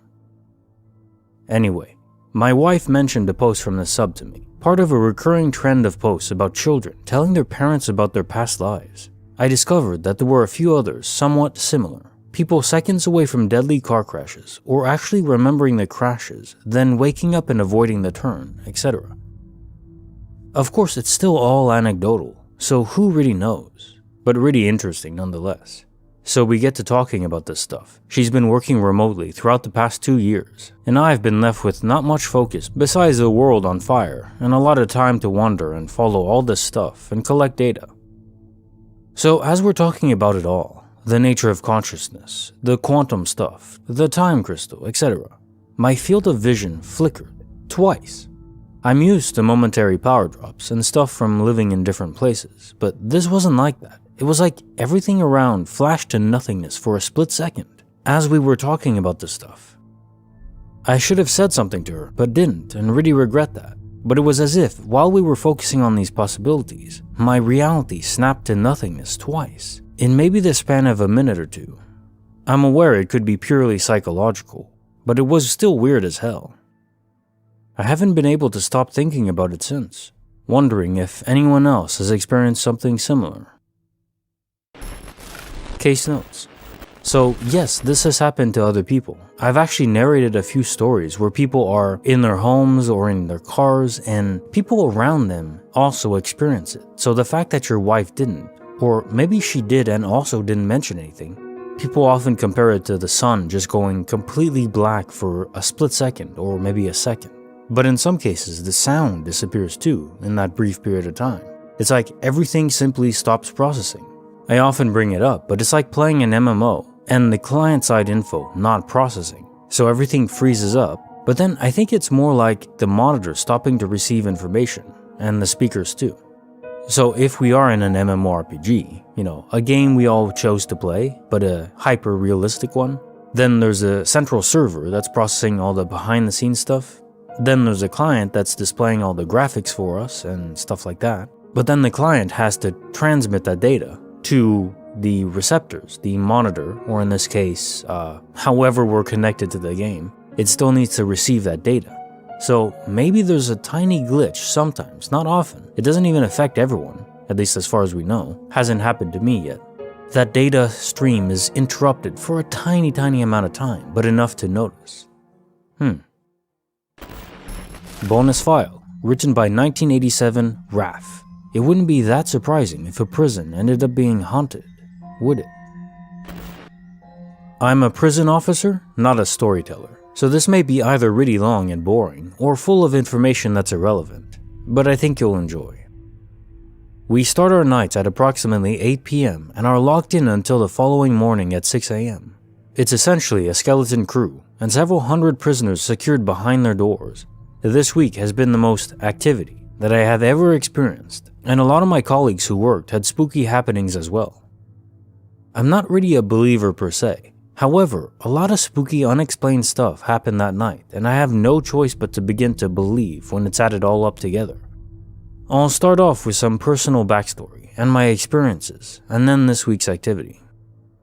At night, we usually patrol 2 linked wings as there's no need to have staff patrolling each wing when the prisoners are asleep. There's a wing that I believe is haunted. On the 3rd landing, when cutting in between the 2 wings, there's a sudden feeling of being watched by something from the corner. It freaks me out so much. I refuse to cut through there now, as I just feel cold and watched. I go the longer way around to access that particular landing if I have to answer a cell bell. It's the same on the 1st landing, on the same wing. As soon as you come down the stairs and turn to carry on the patrol, there's another horrible, oppressive feeling of being followed that gives me the heebie-jeebies. I have had emergency cell bells used by prisoners to alert staff to an emergency, go off on cells that are not occupied.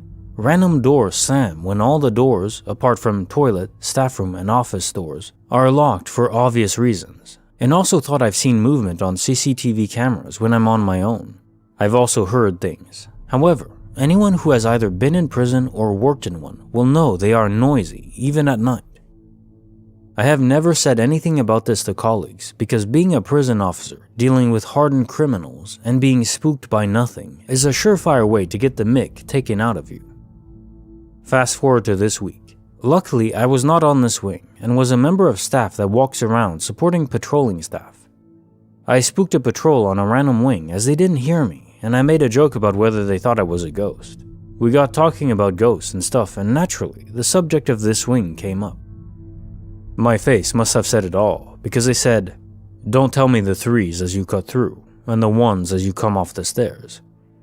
This is spooky that someone else has felt the same, but also a little bit relieving that it's not just me who feels it.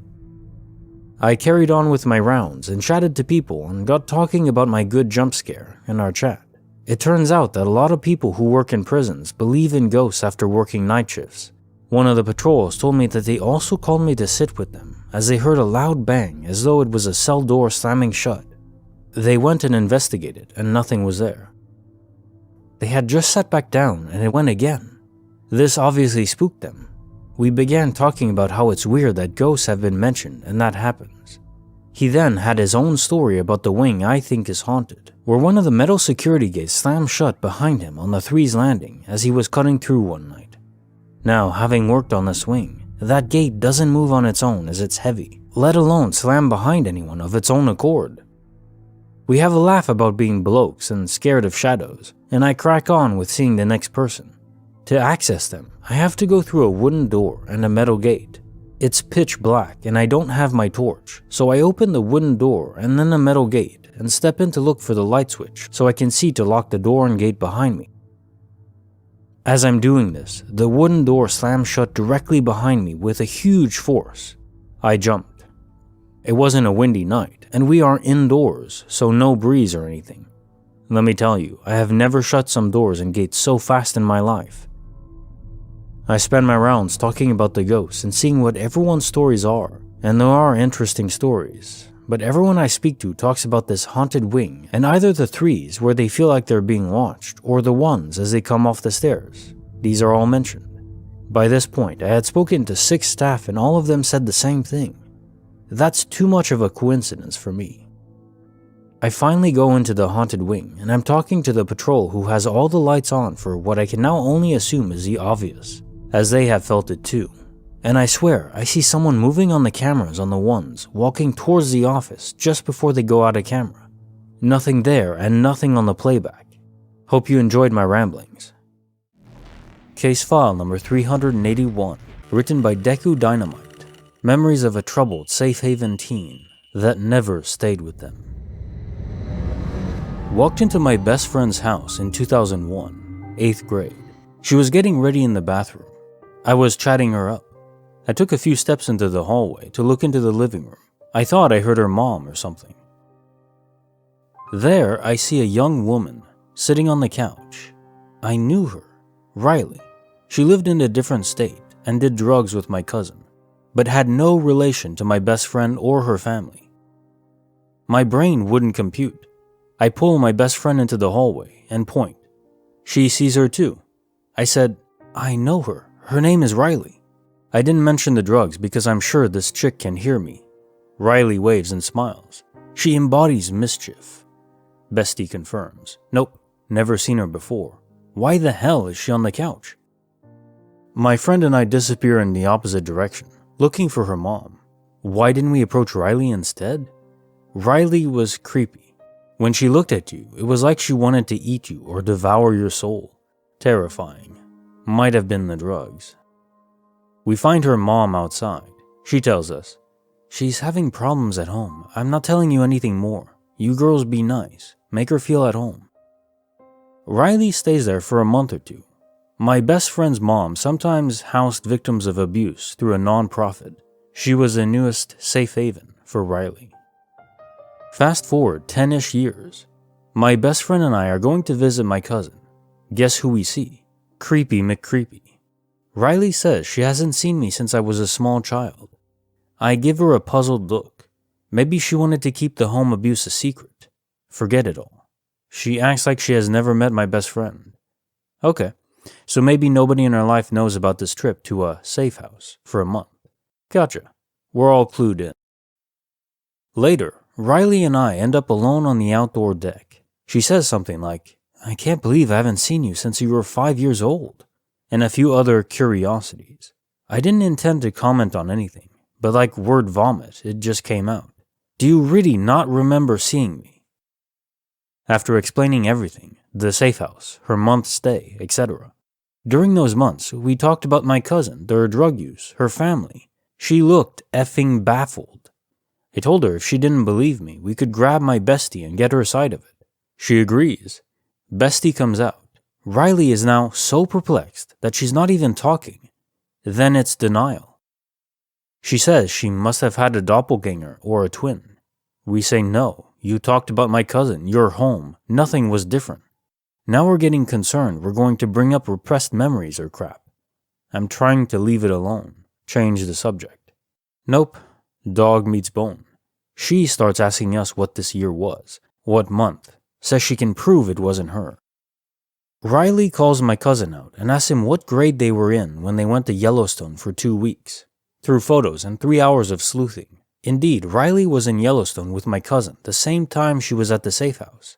Info suggests July 20th-ish. Riley feels vindicated, like, see, I told you it wasn't me. My best friend and I are beyond horrified. There are only 3 options. We got the dates wrong, or drugs riddled this chick's brain, or she really wanted to keep it a secret and we just effed it up big time. A few months later, Bestie calls me for our nightly chats. Something like, I talked to my mom. She remembers Riley. She remembers she was weird and she was the most stressful safe haven they ever had. They called her Sticky Fingers. My bestie asked about the dates her mom thought she stayed with us. Same time frame as Riley's Yellowstone trip with my cousin. Middle of July to middle of August 2001. Years passed. We left it alone. Obviously, we had gotten dates wrong. Something. Fine. I'm pragmatic. I'll admit when I'm wrong. Riley shoots me a Facebook message. Our first conversation ever. Look what I found.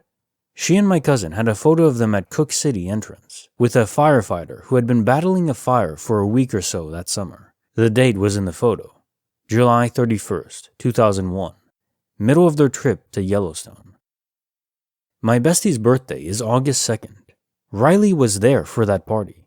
She sat in the kitchen. She ate the cake. Impossible. Still don't know what happened. I've completely given up on trying to figure it out, but still, it's a good story. Thought I would share. Edit. To answer why it couldn't be a doppelganger. When Riley stayed there, we did hang out like once or twice a week, at the behest of my bestie's mother. We talked about my cousin. Riley talked about how his parents, my aunt and uncle, were so stupid for not picking up on why he had a mirror table. For blow. He still has that table. I wouldn't have known about the table beforehand if it wasn't for her. The things we talked about were memories from when my cousin was younger and had a goth phase. Case file number 382, written by Fortitude 777. Creepy Barry is in more places than one. My best friend's dad is named Barry. I'd love to give him a pseudonym, but the truth is, his name is Barry and it just works. Barry is a simple man. He likes his booze, his animals, and the cabin. He loves to goof around, and he's got a heart of gold. My friend came to me one day and expressed that sometimes she would see her dad walking around the house, only for him to actually be on the couch asleep. For those of you familiar with astral travel, we, or at least I, believe he was unconsciously doing this, but it was still hard to believe. I honestly believe she was hallucinating and going crazy. We were attached at the hip, so this is standard, but I was at her house while she nor her dad were home. He actually may have been picking her up. Her bedroom had a sliding door. I watched it slide open, and her dad was staring at me. Then he walked away. "Barry?" I said. I walked to the couch. He wasn't there. I looked outside and his truck was gone. He wasn't home. Impossible. This happened another time during the night, while we were in a different room. I walked out to find him asleep on the couch. My friend testifies and swears up and down she's seen the same. Plus, one time, she saw him in a cape dancing. Anyway, that's Creepy Barry. The real Barry is just a good guy. I tried to tell this story at school as a teen and almost got Child Protective Services called on me. Case file number 383, written by K.N. Den. When the poles mysteriously align. Last weekend, my coworker and I were setting up for a big event. We were setting up a photo booth area with a green screen. I was reading the labels and connecting the poles for the green screen stand. There were 2 middle poles that connected, and 2 outside poles that connected to either side of the middle poles.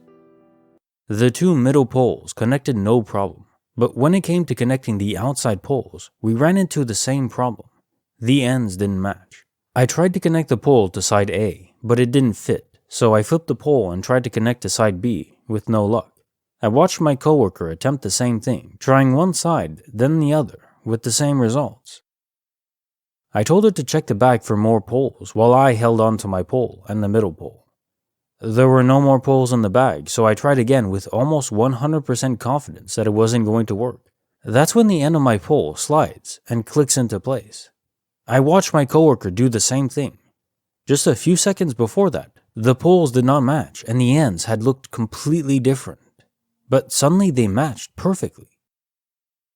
I looked at my coworker and she looked at me and said, "That just happened, right?" I was seriously shaken after that.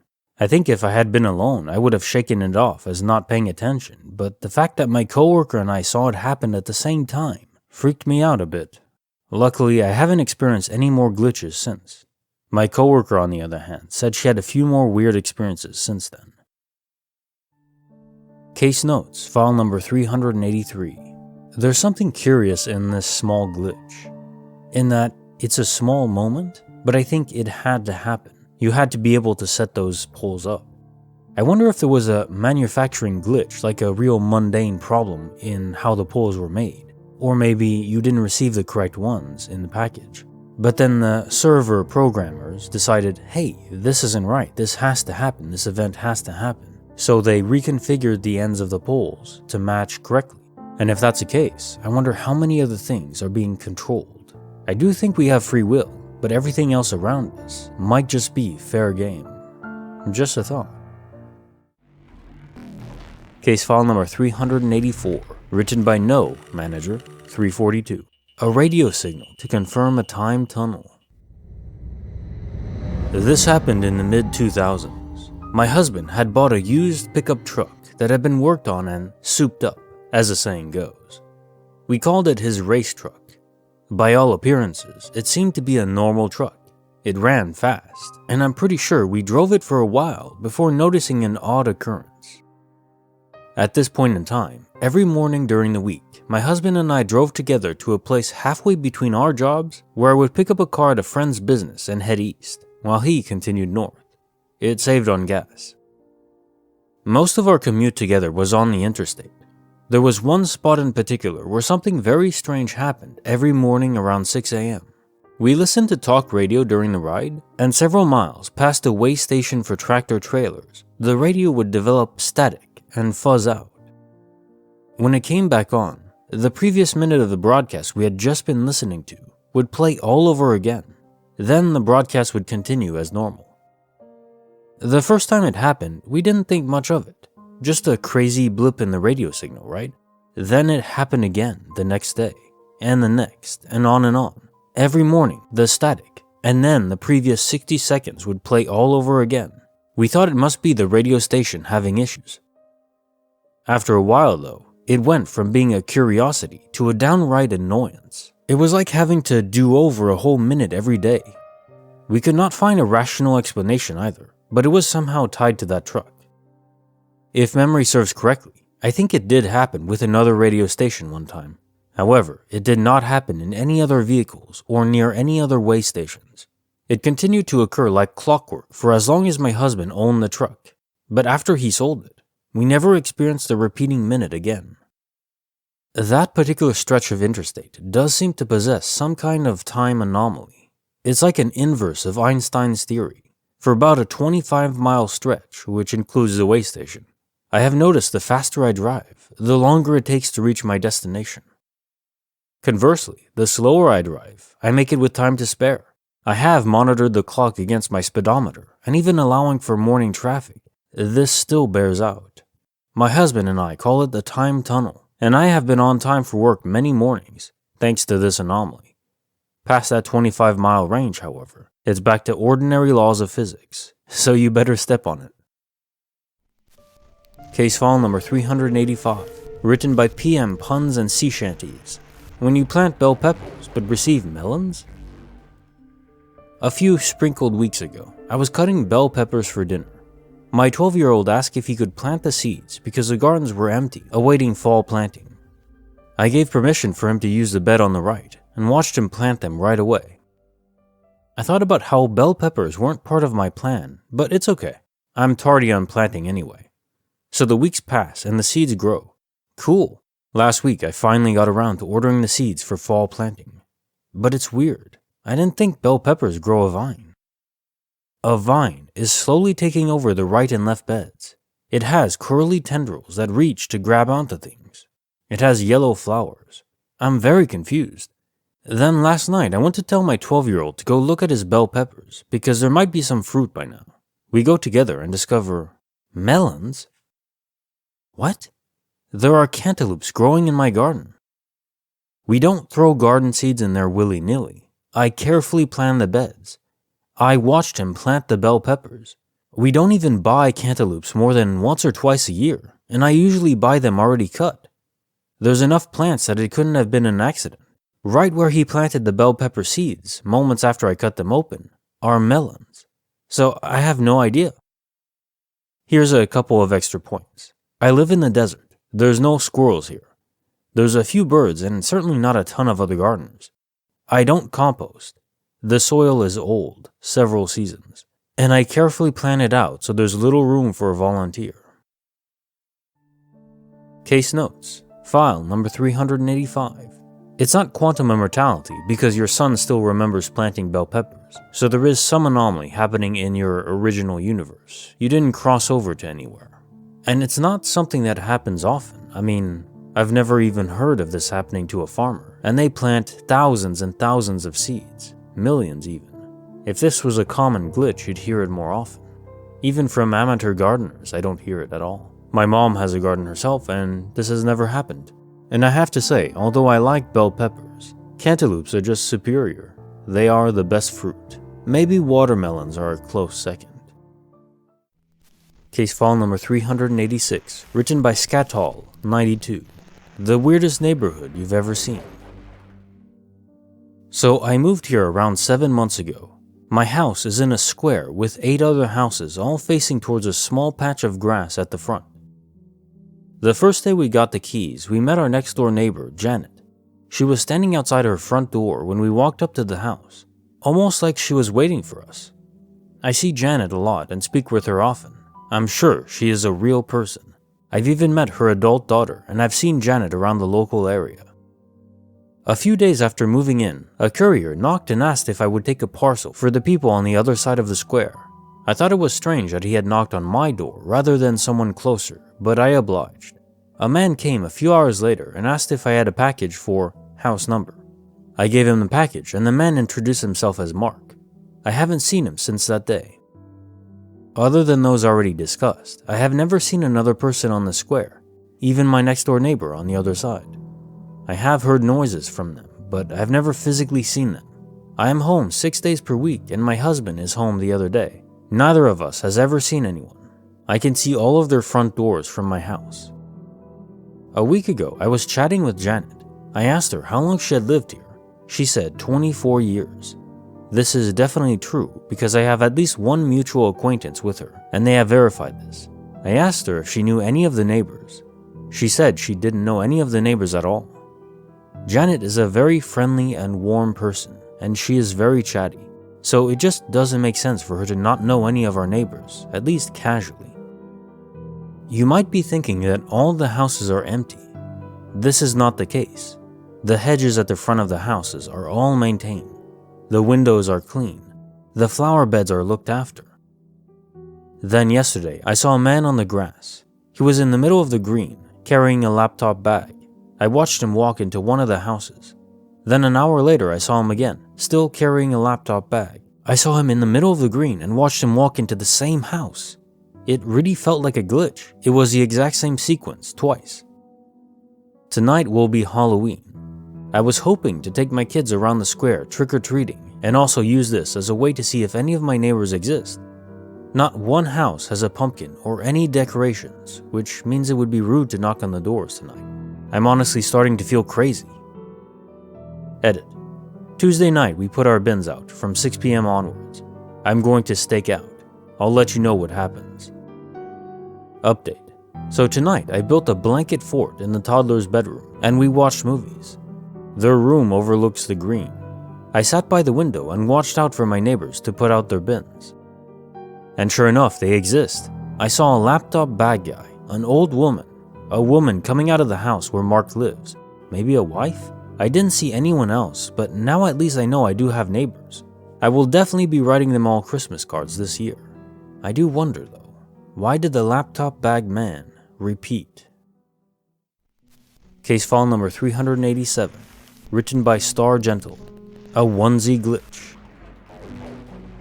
Last year, I bought a skeleton onesie that glows in the dark.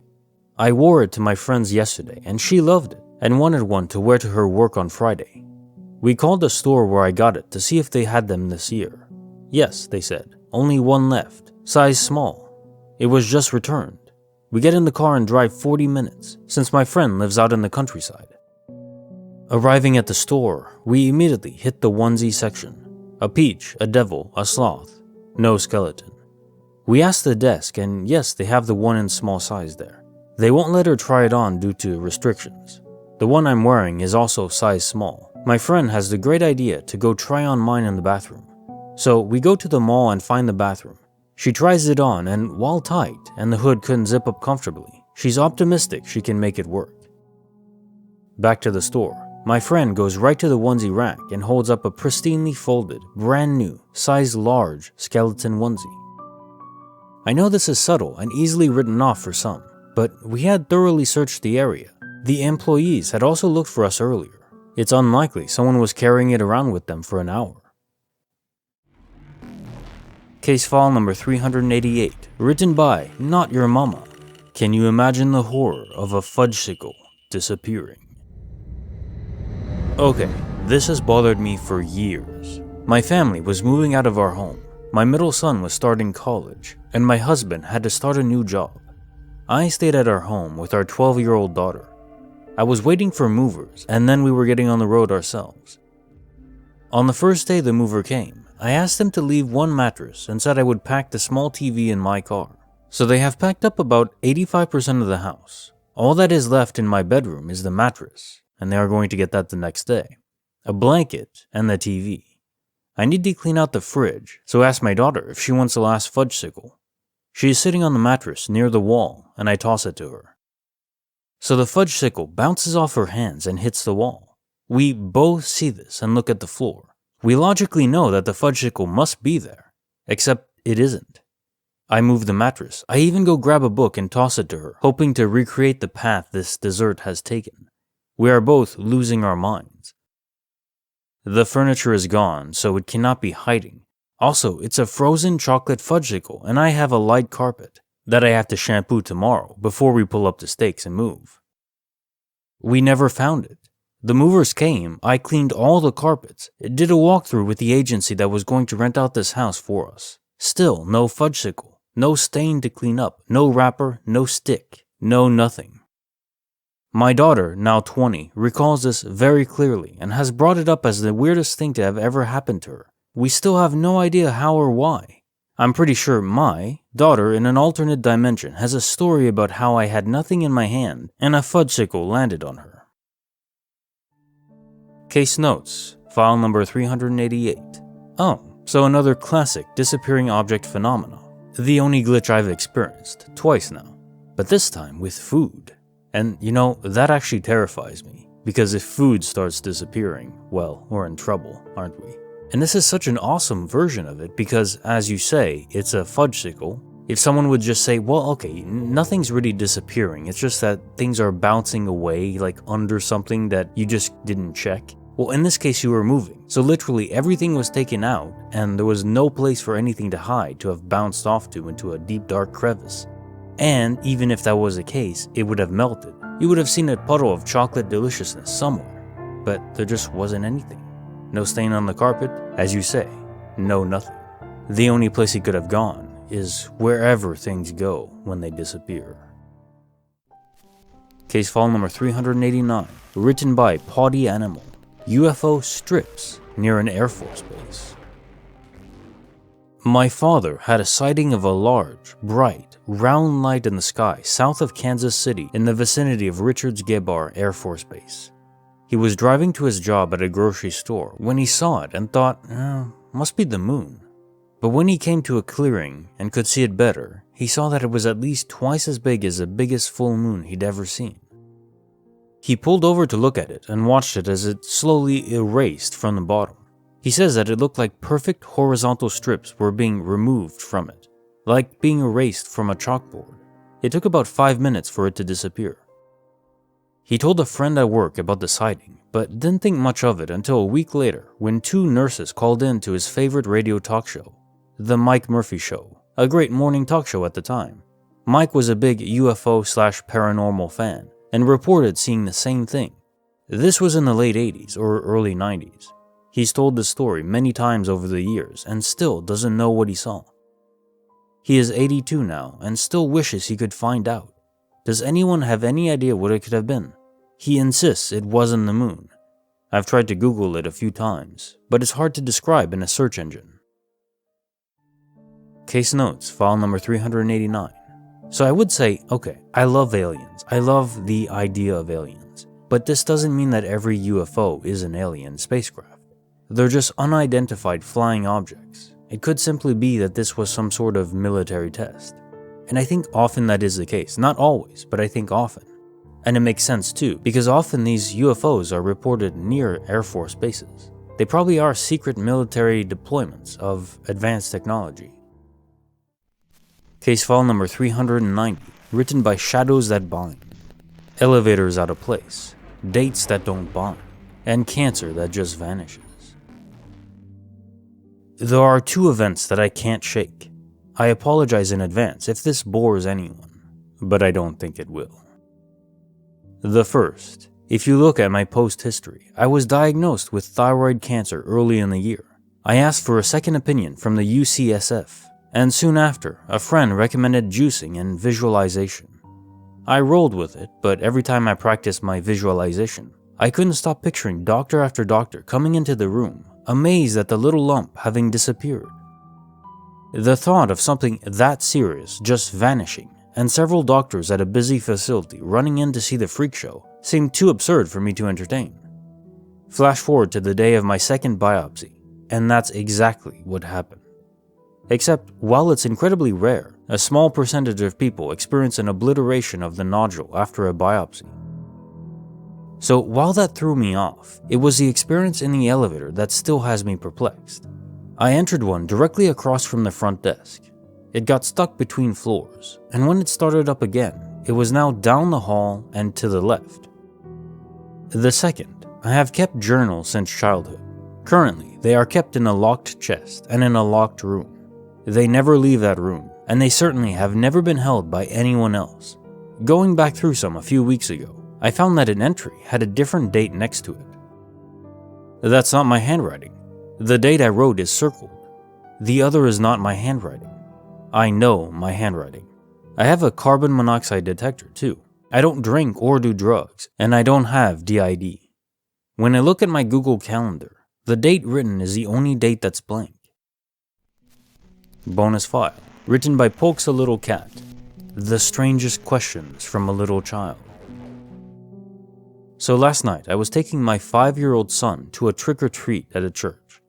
There really isn't much to do in this town. We had been arguing about music. "Mommy, are murderers real?" he asked out of nowhere. "Yes, baby. Sometimes people kill other people." "Will I get murdered?" he asked sadly. "No, baby. It's my job to keep you safe. I thought this would be the end of it. It wasn't." "But what if you get shot in the belly?" he asked specifically. "Mommy's belly is pretty big. I would have to go to the hospital, but I'd probably be fine." "But what if you shot the gun, that's really a cannon, and turn your belly to fire? You probably wouldn't be fine." We don't have those here." I thought that would be the end of it. "Mommy, do they have murderers in the desert?" he then asked. "Yes, they have murderers in the desert." "Oh." He got quiet. "The last time I got murdered, I was really in the mountains high above the desert. I had a gun that was really a cannon, but it broke and fell apart. It just fell apart and I couldn't get it back together. That's when I got murdered. It would be sad if I got murdered again." Okay. I then turned on Lizzo, which is his favorite. He was pretty quiet for the rest of the ride. We live in the deep south USA. He has never been to a desert.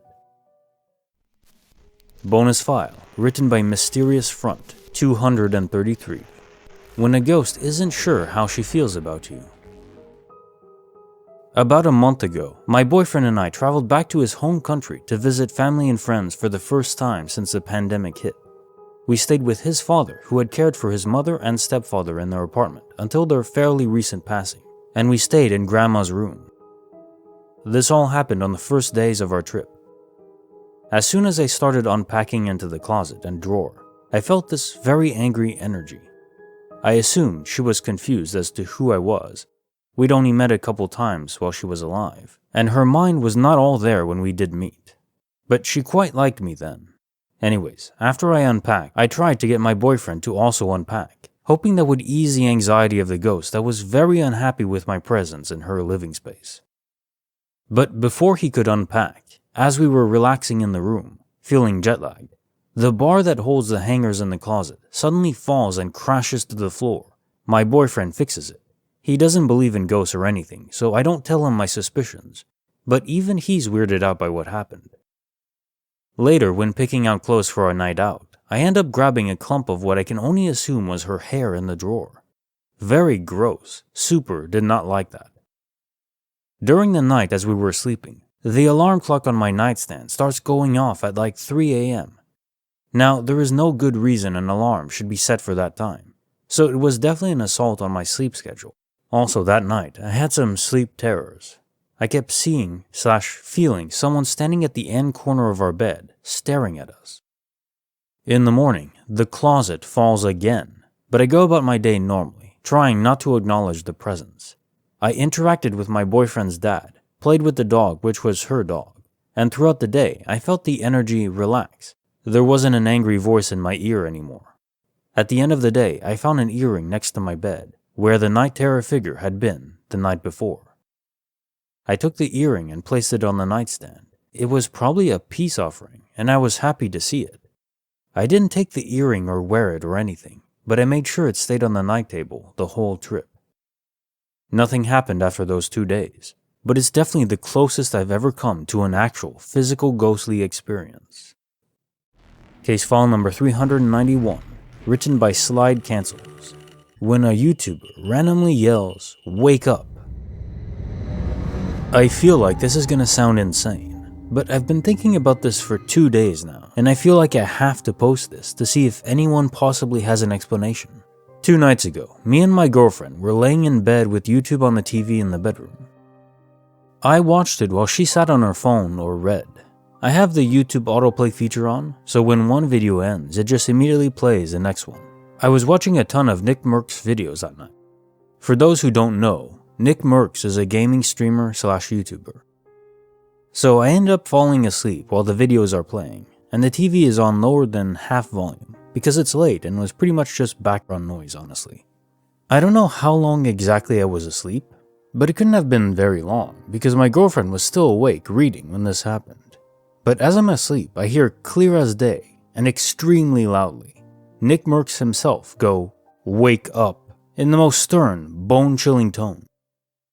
The only way I've ever heard someone else say this in this way is in Spider-Man Far From Home, when Mysterio and Spider-Man are fighting, and Mysterio goes, "It's time to wake up," to him. That's the only thing I can compare it to. I jerked awake and was facing the TV, and I swear to God for a split second I saw Nick Merck's face in full screen staring straight into the camera, and then it immediately went back into gameplay with him talking to his teammates and stuff like nothing was happening. I looked over at my girlfriend and she was staring at the TV with a shocked look on her face. I asked her, "Did you hear that?" And she said, "Yeah," and sounded scared. I picked up the remote and rewinded a full minute in the video, and we both sat and watched it through, and it did not happen again in the video. He never once screams, "Wake up," nor does he go full face cam in the video.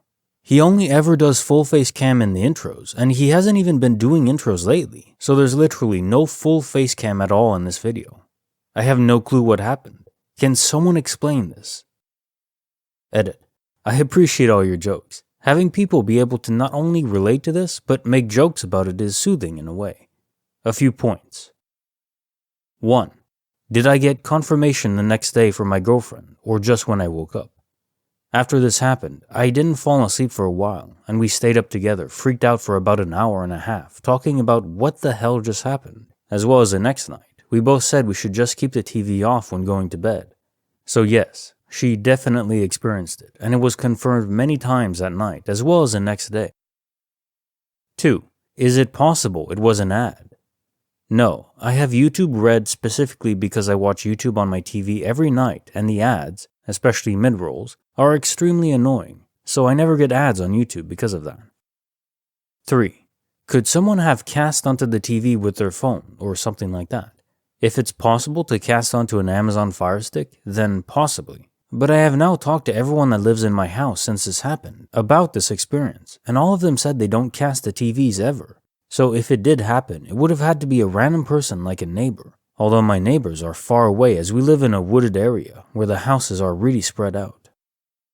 I'm not saying it's 100% impossible, but given all the variables I've listed and the fact that it was Nick Merckx himself yelling from the TV, I feel like the chances of this are just extremely slim.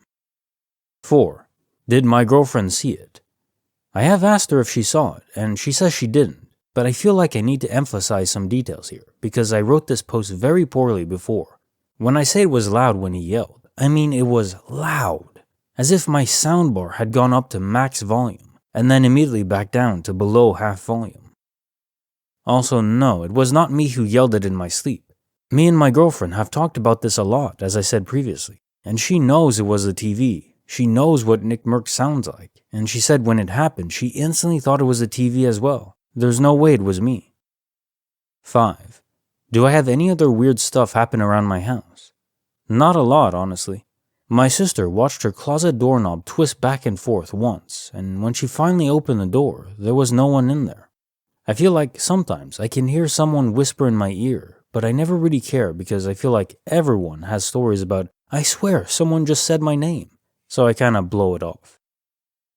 The only big thing, really, is as I was eating dinner with my family at the kitchen table, and from where my chair is, I can see straight ahead of me through a giant window that looks out to our backyard that is pretty big. And I swear I saw a white man in a white t-shirt and blue jeans walk through our backyard, walk behind a tree, and then was just gone. I went, "Who the hell is that?" And everyone looked out the window and my dad went, "Oh crap," and ran and grabbed his gun while we all kept watching the tree he went behind. When we went outside and looked, there was no one there. When my dad came back in, I asked him why he reacted like that because he is a very chill person who never overreacts about stuff. And he responded with, "I saw him too. He went behind the tree, right?" I said yes, and he just looked spooked and didn't say anything else about it. Case file number 392, written by Stalked Throwaway 2020. Phone disappears and then returns. Lost my old phone, which was my work phone. I do work on ladders and break phones often, so having a spare phone to use for work was amazing when I got my new phone, on December 1st, 2020. We ripped apart the entire house. The couch crevices are all open and go into the hole under the footrest, which pop out and can easily be seen and checked fully. They have been cleaned, checked, and cleaned again dozens of times since then, and they are not deep, so you can feel all the way through with little hands like mine. So we spent months looking for this stupid extra phone and never found a trace of it. Today, Halloween, my new phone goes missing too. I knew it was in the house, but had little idea where. My husband jokes that it would be scary to find my old, missing phone. As he said this, I reached into the side of my normal spot on the couch and found my old freaking phone. It was less than an inch from the edge of the couch on the inside. My husband is just as freaked out as me, and we are not prank people. Posted this in a different sub, and people just said, "Oh, it's a prank." I know it's not, and if it was, who the hell waits almost an entire year for that? No one else has access to my house. My husband did not do it. So, mind blown. I can't even. Case notes, file number 392. So, I will say this, I do think it's a prank. And I think it's a prank by whatever controls where objects are disappearing to. Because I think that while the disappearances are mostly random and accidental, probably actual glitches in the matrix, the code of the server we're running on, or the elves or whatever creatures are building each minute like in Twilight Zone. Whoever controls that, I think, are responsible entirely for them coming back. And I don't think it's a coincidence that as your husband said, "Oh, what if you find that old phone?" That's exactly what you did, in exactly that moment. No, that's not a coincidence I'll believe in. No. Some will, some force, decided now's the time to return it. Just to freak you guys out. Case file number 393, written by Vezdez90. We've all experienced time loss on the road, but this is on another level entirely. So this happened earlier today, and I'm still trying to process it, as it makes zero sense. A friend of mine and I traveled together between two towns earlier today. We agreed he'd pick me up at 8 p.m. We were both on time, and he made a joke about how we were both very punctual because that's not usually the case when we're meeting. We got in the car and he showed that his car had gas for exactly 681 kilometers more. A joke about our country being formed in the year 681, which will be important later on. So we drove off pretty much immediately on what is usually 1 hour 45 minutes to 2 hours drive journey. We were expecting to arrive at roughly 10 p.m. The journey itself was on a road we've both traveled hundreds of times, so we know it very well.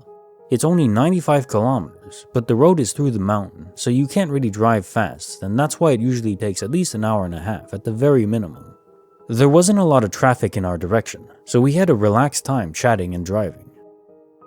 Also, my friend is usually a pretty slow driver, and his car isn't all that powerful. He was pretty much driving how he always does.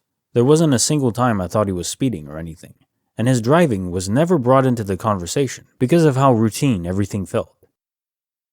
Nothing really special happened during the drive up until we arrived at the destination town, and my friend said it felt like that was the quickest journey he's had on that road ever in his life. I felt the same way, and so we checked the clock, and it was showing 8:45. Only 45 minutes had passed somehow. We were both really baffled because that's just not possible. I've been in cars speeding like hell on that road, and they never even come close to a time like that, let alone with my friend slow driving. What also adds to the mystery is now his car is showing it has enough gas to go for another 652 kilometers. Like we've only traveled for 30 kilometers. I know it's a moving metric based on how you drive, but this isn't making any sense considering how consistent he is in his driving style. He also called his grandmother to tell her we've arrived, who he had just seen before we left, and she thought he was lying to her because only 45 minutes had passed and we couldn't have possibly arrived yet. Still not sure what to do after these bizarre events. Case file number 394, written by Mr. Shanane 98. It's one thing for a small object to disappear, but an entire truck? Well, two strange things happened that we can't explain. My buddy and I took a day trip to pick up a motorcycle yesterday, and, for the most part, everything was completely normal, aside from insanely stupid drivers, but that's the city for you. The whole trip took about 10 hours, as we live in a small town that's pretty far away from the city we had to go to. On our way back, we were on a pretty empty stretch of highway. The only other vehicle was a blue Tundra SR5, going the same direction as us that he decided to pass. Here's where the strange things start to happen. A few minutes before we passed the Tundra, I noticed a decent-sized chip in the windshield of my buddy's truck, which was weird because we hadn't seen it the entire trip and didn't notice anything hitting his windshield that would have caused it, but whatever, it happens. We passed the truck and not 10 seconds after, he turned to me and said, "Where the hell did that blue Tundra go?"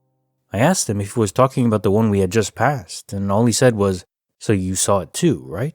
I turned around and there was nothing behind us but an empty highway. Mind you, this is in Texas on a flat stretch of highway. There were no exits, turnoffs, or turnarounds where we were, and even if there were, the truck was going about 70, so they wouldn't have been able to stop fast enough to turn. If they did manage that, we still would have seen it. The last weird part happened today. I went over to my buddy's house to help move some stuff around. He went to his truck and, after a little bit, called me over to take a look at his windshield. There was no chip in it whatsoever. We searched for it for probably 10 minutes, but there was nothing, just smooth glass. Even though it's mundane compared to some stories here, we're both completely dumbfounded by what all happened. We know we saw the Tundra. We know there was a chip in his windshield, but both vanished with no explanation. Case notes. File number 394. So I'm thinking here that this wasn't quantum immortality, a crossover. I'm thinking it's more likely that you perceived with your friend this other universe, but you're not occupying it. I gather this because you didn't mention anything else being off in your existing universe. The crack in the windshield, as well as the truck disappearing, suggests that you were perceiving this other universe while driving, but then switched back into your normal one. There wasn't anything that would really cause you or your friend to die. Passing the truck I don't think would be so dangerous as to cause that. It's not impossible. Quantum immortality is always a possible explanation when things get odd. But my gut says here that it was just a perception thing. I'd really love to know what causes it. Clearly it's not just individual if that's what happened here. It's not just like an individual sense because your friend perceived the same thing. So you had a witness, which would indicate some sort of environmental factor, as well as timing. You have to be in a certain place, in a certain time. I wonder if ley lines have anything to do with it. Case file number 395, written by Nanaroni, a glitch that would make a mother happy. I went to see John Mulaney tonight. It was awesome. When the tickets were about to come out, my friend alerted me so we could buy tickets together the second they went on sale. It was just going to be me and my two friends and my sister. Right before they went on sale, I told my friend, "Get 4 in a row, I'll pay you back." So she did. But then, right after we bought it, I told my mom, and my mom said, "Wait, I want to go too. Buy me a ticket."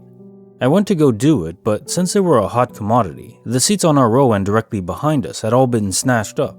The closest thing I could get to us was a single seat caddy corner, aka the row behind us and one seat to the right. I went ahead and bought the seat because I figured my mom wouldn't mind too much being the odd one out. My friends looked at my screen a couple of times while I was doing this, and I lamented to them about how the tickets were going fast and I had just bought one in a different row.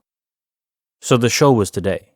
I spent some time at dinner a little anxious because I hadn't told my mom she wasn't technically sitting with us, and I was banking on her being cool with it, but planning to switch with her if I had to. I told her about it, and she was cool with it. Phew. We get in line and distribute the physical tickets we printed. The friend holding them says, "Take the odd one out and give it to your mom." I look through them and see all the seats right next to each other, section 3F, 1 through 5. I'm like, "Did you look at these? They're all in the same row." She says, "Yeah, I looked. Here." Then goes to show me which one is on a different row. Then she's confused because she sees the same thing I do, 5 consecutive seats in the same row. We're all baffled because we all remember them not being together. We were baffled all the way from being in line to being in our assigned seats and seeing, yep, what the hell, we're all sitting together. I can literally picture the seat map and exactly where the odd seat should have been. The only thing I can think is they changed the ticket, but there would be no reason to do that because we put them under separate names. So why would they just switch some rando a row up? My digital ticket now says the seat number that was on the printed ticket. Well, thanks glitch gods. I'm glad nobody had to sit alone. Not the worst glitch in the universe. Case file number 396, written by Princess Dead. A photograph with a will of its own. Last summer, I went on a road trip to Mostar, Bosnia, and Herzegovina with my boyfriend. One night we had dinner in a traditional Bosnian restaurant, and we got a photograph of the staff posing and dressing up in traditional Bosnian clothes as a gift. I guess the other guests got this gift too. I took the photo with me and brought it home because I wanted to keep it as a memory of our trip. When I got home, I put the photo in a drawer in my bedroom's desk, and that's it. Fast forward 3 to 4 months. I was getting ready for something, walked in my room, and saw this restaurant picture sitting on my desk vertically. It wasn't just sitting there randomly. It was leaning against some object that I had on my desk, so it was on full display. Literally, like I wanted it to be seen and exhibited there for everyone else to see. I hope I explained myself well here. Of course, I was confused, but thought that maybe my mom was looking for something in my drawer and put the photo up there. I asked her, and she was like, "What the hell? No." And said that she saw the picture and wanted to ask me why I displayed a random restaurant photo on my desk for no reason. We both thought it was weird, but dismissed it, because we thought that one of us must have done it unknowingly. And it's just the two of us living in the house. Nobody else had access to my room at that moment. Put the photo back in the drawer and continued living life. That happened a few weeks ago. But now I am absolutely creeped out. Literally an hour ago, I was just sitting in my room, chilling and watching a movie. I hear something fell on the floor near the desk. I went to see what it was, and there is this damn restaurant photo just laying there. It was in the drawer, and it somehow fell from who knows where and landed on my floor. Where did it come from? It wasn't even near my desk. I was across the room on my bed. What the hell is happening? Is that damn picture haunted, or am I in the Matrix? Case file number 397, written by Slime Puppy 17.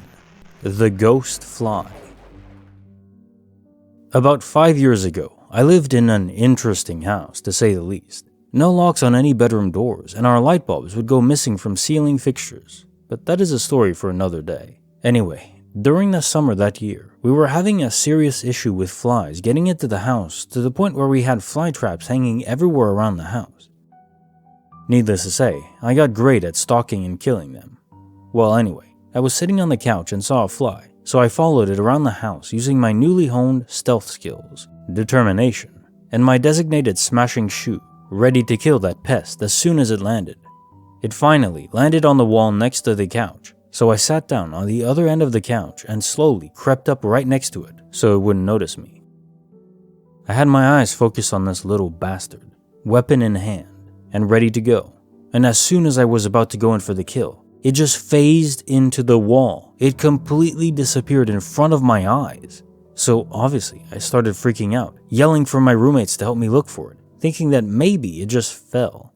But to no avail, it was nowhere to be seen. Unfortunately, I was the only one to see it happen, so of course no one believed me, but I know exactly what I saw. To this day, I still have no explanation of how this fly disappeared right into the wall, so either it was some ghost fly I had already killed that had come back to mess with me, or my living room walls were a portal to a safe haven for flies.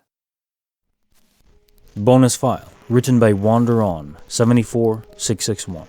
A mother's desire to protect her son is eternal. When I was 27, my mom and I got into a car accident. I remember the moment of impact, and then dreaming of my mom walking away from me. I ran to catch up with her, and she turned and said, "No, don't follow me," then kept walking. After a moment's pause, I started to follow again, and she turned around again and said, "Ian, don't follow me. Your daughter needs you." I was confused because I had no children, and I asked her what she meant, but she just continued to walk away. I wanted to follow her. I felt like I was being pulled towards her, but I stayed where I was. My next memory is of waking up in the hospital. Apparently, I'd been seriously injured. My heart had stopped in the ambulance on the way to the hospital, and no one knew if I was going to pull through for several days. I asked if my mom was okay, and was told she'd died almost instantly upon impact. I chose not to tell anyone about my dream, but I did have a nagging feeling about what my mom had said about my daughter, so I asked my girlfriend, now my wife, to take a pregnancy test, which was positive. My daughter is 6 years old now. Her middle name is my mom's name. Since she was a baby, it seemed like she was seeing someone who wasn't there. She would look over my shoulder and her eyes would fixate on something. She'd react as if someone was interacting with her, reaching out to them, smiling or giggling at them, crawling towards them. We thought it was normal baby stuff until our son came along and didn't do anything like that. She learned the word Nana, despite none of us remembering teaching it to her, as my wife's mom is Grandma, not Nana. Recently, I was going through a family photo album my dad had given me to scan the photos, and she pointed to a photo of my mom and said, "That's Nana." I started telling her about my mom, and mentioned she'd never met her, but my daughter disagreed. She said she's talked to her Nana, but couldn't remember when. She did remember that her Nana told her a funny story about how I fell into a river when I was 9, and recounted it in the same way my mom used to tell the story. I know all of these can somewhat be explained away rationally. Brains can do some wacky things during traumatic experiences and after head injuries. It's possible I'd subconsciously noticed my wife's pregnancy symptoms, and that came out in my dream. Kids also do have vivid imaginations. Maybe someone told my daughter the story and forgot about it. But I like to think my mom really did save me from dying that day, and is watching over us. I like to think that at least my daughter didn't miss out on meeting my mom. It's comforting, feeling like maybe she's still out there. Case file number 398, written by Nafiso. Legs running, only they have no bodies attached to them. I want to share a story that is 100% real, for me at least. I'm a registered nurse at the local hospital, which has 2 separate buildings. I finished my shift at 10 at night, and this particular building was closing. It's not the main building. The lights went out, but not completely, because at the 3rd floor was a kidney dialysis unit. I was waiting for my coworker from the 3rd floor in the car with another coworker. I was at the main level. The glass door and the windows were behind me, and I could see them clearly from my mirror. There were little offices divided with thin drywall, and between the 2 sections of them was a door. All of the walls at that level had big glass windows from top to bottom. All of a sudden, I saw legs running, just legs, a lot of legs, wearing scrubs and running through space separators behind the glass doors. Of course, I turned around and then got out of the car. I was still watching them running. They didn't have a body. I was just shocked. I asked my friend if she saw it, and she didn't. I kept watching them running and disappearing. I felt like my head was going to explode. There was no way I was that crazy. It was real. The building I was working at was not for emergency incidents, therefore there was no reason for the staff to be running so quickly. even if it was real and not my imagination. 10 years later, my mother got sick and was hospitalized at the main building. She died from a heart attack. The nurses there were running to get to her, and I remembered what I saw that night. I'd like to know others' opinions on that. I can't tell it to anyone else because they say the same thing. It was my imagination. I was tired, etc. But I was not tired. In fact, I was lucky enough to be working at that part of the hospital where the pace was completely smooth and calm. To this day, it is still real. Very real. Case file number 399, written by Reddit user, The One True Ring That Will Not Leave. When I was a teenager, I got a set of inexpensive stacking rings from a high street shop. They were 3 geometrically shaped rings, a square, a circle, and a lozenge shape. I liked the lozenge the best, so I wore it all the time to school and to other things. I was on a short trip away about a year after buying this, and, of course, I brought it with me as it was still my favorite piece of jewelry at the time. I was in a department store and went to the bathroom, taking off my ring to wash my hands and leaving it by the sink. Big mistake. I forgot about the ring and only realized I had lost it by that evening. I knew it would be long gone, and there was no point in even looking for it because it was in the bathroom of a major department store on a famous tourist street in the city I was visiting. And then, bizarrely, a couple weeks later, once I was back home, I put my hand in the pocket of my coat, and there it was. I hadn't even been wearing that coat that day, and I obviously checked my pockets and bag when I realized it wasn't on my finger that day anyway. Since then, that specific ring has done a disappearing act a few more times, always showing up again in my house. One time I lost it and genuinely had no idea where it was at all, until it turned up literally on my jewelry dish on my desk. Now I just keep it in a box for safekeeping. I can't ever give it away, it'll probably just come back to me anyway. Case notes, file number 399. So this is a cool glitch, and at least to my devious mind, I'm thinking, oh, here's an opportunity for infinite money. And say you post an ad for it on Craigslist, you sell it for, $500 or something. And then after a few weeks, it just comes right back to you, and you do it all over again. Ooh, pure evil. Case file number 400, written by Rushnav, when an entire book section goes missing.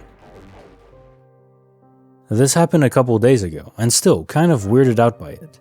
So I go to local thrift stores at least once a week or so, to look for new reading material, and getting a good deal on them is always a plus since I read so much. I've gone to this specific store for around a year or so, and while they never had a great selection, I picked up around 7 books in total. I went there a few days ago to peruse, and to my disappointment, the book section was completely gone and replaced by a clothing section. I was sad, of course, since this location is a stone's throw away, but I get that paper books aren't as popular anymore, and probably don't run a huge profit with low volume. There was an associate nearby stocking the shelves, and I asked him about the books. Their response? We've never had a book section at this location. I thought that was an odd response since I know I purchased books there before, but I didn't recognize that worker, so I thought they must just be new. After that, I found a few items that I liked and went to the register. While I was checking out, I asked the cashier about the book section and got basically the same response. I don't remember having a book section here. You must be thinking of somewhere else. I then asked how long they worked there. They've been working there for 3 years. I have gone there in the past year and I know I bought books, so logically I was flabbergasted. Brushed it then, checked out, and left. After this, I checked on Google for that store, and none of the customer pictures have a book section in them. Pictures from the thrift store itself show the outside and the main entrance. The books were usually kept in the far corner, and from what I can tell in their pixelated pictures, it does not seem like the taller bookshelves were there, but not 100% sure on it. I don't keep any receipts for small stuff like this, but I still have those books, and I specifically remember being in that store buying those books, which is why I'm still confused about it. Case file number 401, written by Urex. My phone teleported across the room, and my sister saw it too. I was living at home a few years back. My mother's house is one of those miniature, lower middle class houses where all the rooms are tiny, so there isn't a lot of room in my bedroom. If 2 people are in my room at the same time, you have to move around them. I'm standing at one end of the room on my phone when my sister walked in and started talking to me about something. So I sat my phone down on the glass-top vanity, little table with a mirror for makeup and stuff, with the distinctive clack of a phone against thick glass, and I stood there talking to my sister for a minute or so. When the conversation is over and she's about to turn around and leave, I reach for my phone, but it isn't there. Confusion. Still standing in the same spot, I glance around the room and spot my phone lying on the dresser by my sister, on the opposite side of the room, right next to her. My mind was 100% ready to write this off, to think, oh, that's weird, and move along with my day. But then I noticed a look of abject horror on my sister's face. You set your phone down on the vanity. She was right. I had set it down on the vanity when she walked in. I heard the clack. I hadn't moved. It would have been pretty awkward in my small room for me to have maneuvered around my bed and my sister to place the phone on the dresser next to her. It made no sense. But it got me thinking, how often do I write off experiences like this because no one else is around? I was so ready to just not think about it. We still talk about this. Bonus file, written by Adhara, 27. Genuine guardian angels or just friendly passerbys? Let me preface this by saying this story is completely true. I did not experience it myself, but my mother is very much a I have to see it to believe it type, and while religious, is still quite realistic. Some years ago, I lived in Savannah with my dad and stepmom, whom I'll be calling V for this story. V's mother, my step-grandmother, was sick at the time and lived in central Georgia.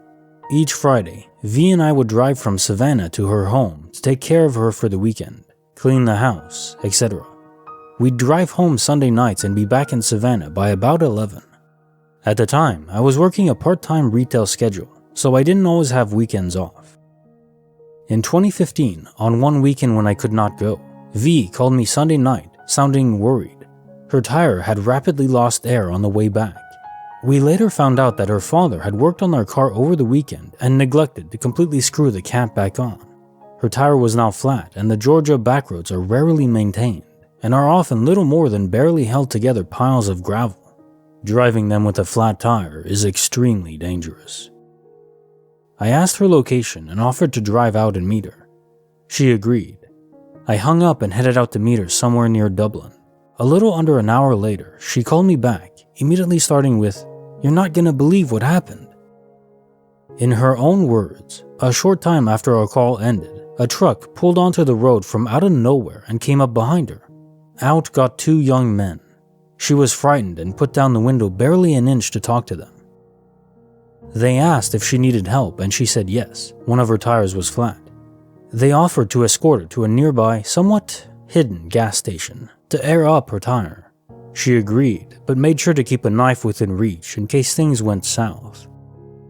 As promised, they led her to a gas station off of some little dirt road. According to her, the place didn't even look like it was open, but it was brightly lit, and there was a working air pump. She got out to fill her tire, and, as most pumps were until recently, it was cash only. Well, coin only. She had none. Then one of the men told her to check the coin return. She did and found 6 quarters, exactly enough to air up her tire. They told her not to worry and went to work airing up and checking all of the tires. Although she tried to offer a monetary reward next time she came through, they refused. They told her that they often did this and all they wanted to do was help. The only thing they wanted in return was for her to attend church the next week and to pass on kindness to someone else.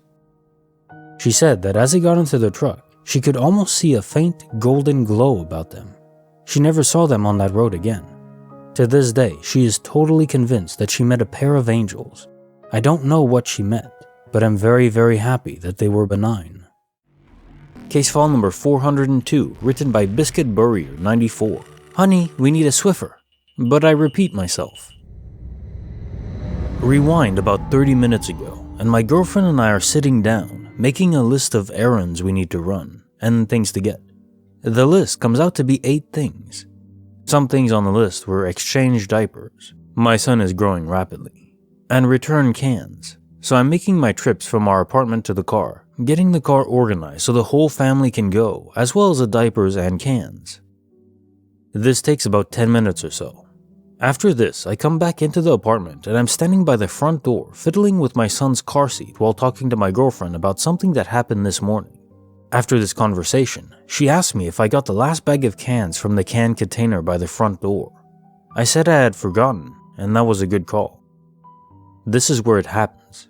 As I finish fiddling with the car seat, I turn and walk to the container to remove the cans, maybe about 3 to 4 steps away.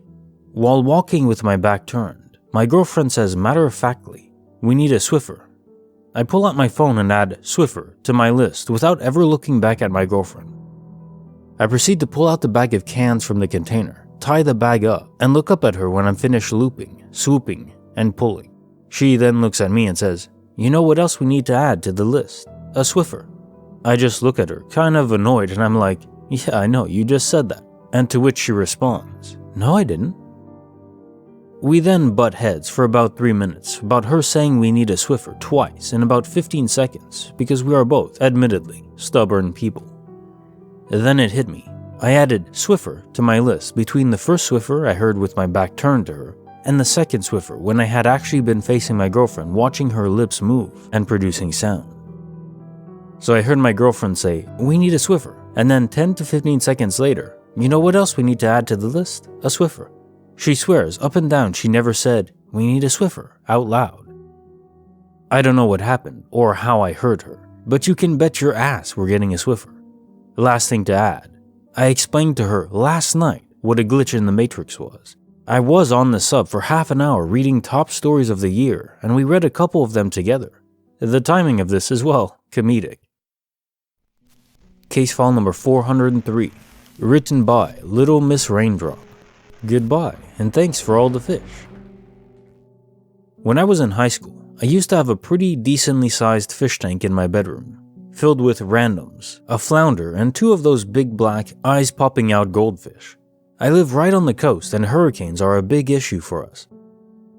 This particular season, we evacuated as Hurricane Ike flooded my hometown, and we couldn't get back for weeks. A close friend of mine and I went into my room to survey the fish tank and see if anything was still living in there. After Ike, they had no power, horribly dirty, barely any water. All of them were dead except for Popeye, one of the black goldfish that only had one eyeball to begin with. He was like thriving weirdly. Fast forward a couple of months and the same friend is over and she's gonna help me clean out the Popeye tank. We put Popeye into a big fishbowl on the counter and cleaned the tank out in the bathtub. We couldn't have been turned around for more than 5 minutes before glancing back and seeing that Popeye has freaking vanished. Not on the floor, not on the counter. I mean literally, the fish just all of a sudden remembered it was supposed to have died during the hurricane, so he noped out of being my fish. To make things even weirder, our freshman year of college, this friend and I had to go to mandatory fish camp. Our counselor made a confession to us about how she secretly thought goldfish were terrifying because she had one disappear out of its bowl too. Case notes, file number 403. I just want to quickly say here, the fact you had a witness means this couldn't be the typical type of thing like quantum immortality, you just switch to another universe. No, it does seem like this is actually a disappearing object phenomenon, where this does happen to organic matter too. There are whole humans who just disappear for minutes, sometimes even months. They do come back though, typically. So if you wait long enough, maybe Popeye will just pop back in one day. I would keep the bowl if I were you. Case file number 404, written by Nomadic Memories. When you call your friend and talk to him, he gives you info, and yet he doesn't have a phone anymore.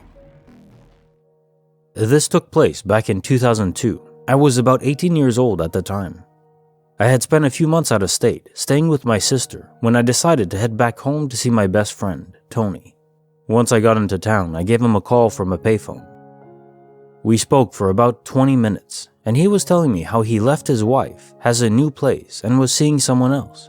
I told him I needed a couch, so I could visit for a few days, and he gave me his new address, followed by, "I'll be at a friend's house for a bit, but you can come over there too. They live at X address, just look for the red Mazda." We hung up and I walked across town, maybe an hour. to his friend's house. Once I got there, I found a lot of red cars, but not that specific address. I was still looking at each to figure out which one was the Mazda, but stopped when I heard a very distinct laugh. Me, shouting, "There's only one person I know with a laugh like that. Sup, chicken legs?" Tony had a girl standing beside him, and I walked over to greet them. Me, "Hi Becky, I'm Nomad." To Tony, dude, I still don't see the Mazda I'm supposed to find." "What Mazda? And how do you know her name?" "And oh, I broke up with Andy. I'm dating Becky now." "I know, you already told me that, and the Mazda you told me to look for." "What? When?" "On the phone, dude, literally less than 2 hours ago." I don't have a phone. It was shut off a few weeks ago when Andy and I broke up." "Huh? No, I just spoke to you. You live in a trailer by the bowling alley now, right? You left Andy because she slept with Mark. You met Becky at a party. You have a new job hanging chickens. You told me to come here to find you. Dude, I spoke with you. I know your voice. You even told me I could crash on your couch." "Yeah, that's all true, and of course you can crash. But I didn't talk to you on the phone. That wasn't me." Becky, "Tony, you know how you were passed out on the floor and talking in your sleep last night? I think you were talking to him." It turns out that Tony got really drunk and passed out face down on the kitchen floor. Becky had to drag him to the bedroom the whole while he was talking to someone. One guess what all he was talking about. I never found the Mazda. Rest in peace, Tony. 1982 to 2004. I still hear that laugh. Bonus file, written by Monroe 340. When you're taking a nap and a big black dog licks your face, but you don't own a dog. My mom hasn't talked about this experience for quite some time, but recently she mentioned it in a bit more detail. For some background info, we've lived in our house for maybe 20 years now. It's pretty old, and a few of my uncles plus other relatives have lived here. Some of them claim that our house was haunted. That's a story for another day. Anyway, I wasn't born yet, so sorry if this next part's brief. As I mentioned before, I still don't know all the details. My mom worked a night shift, so she'd be home alone throughout the day mostly. She said this started one day when she was cleaning. She suddenly heard someone call out her name from the direction of our backyard. She glanced out the window but didn't see anyone.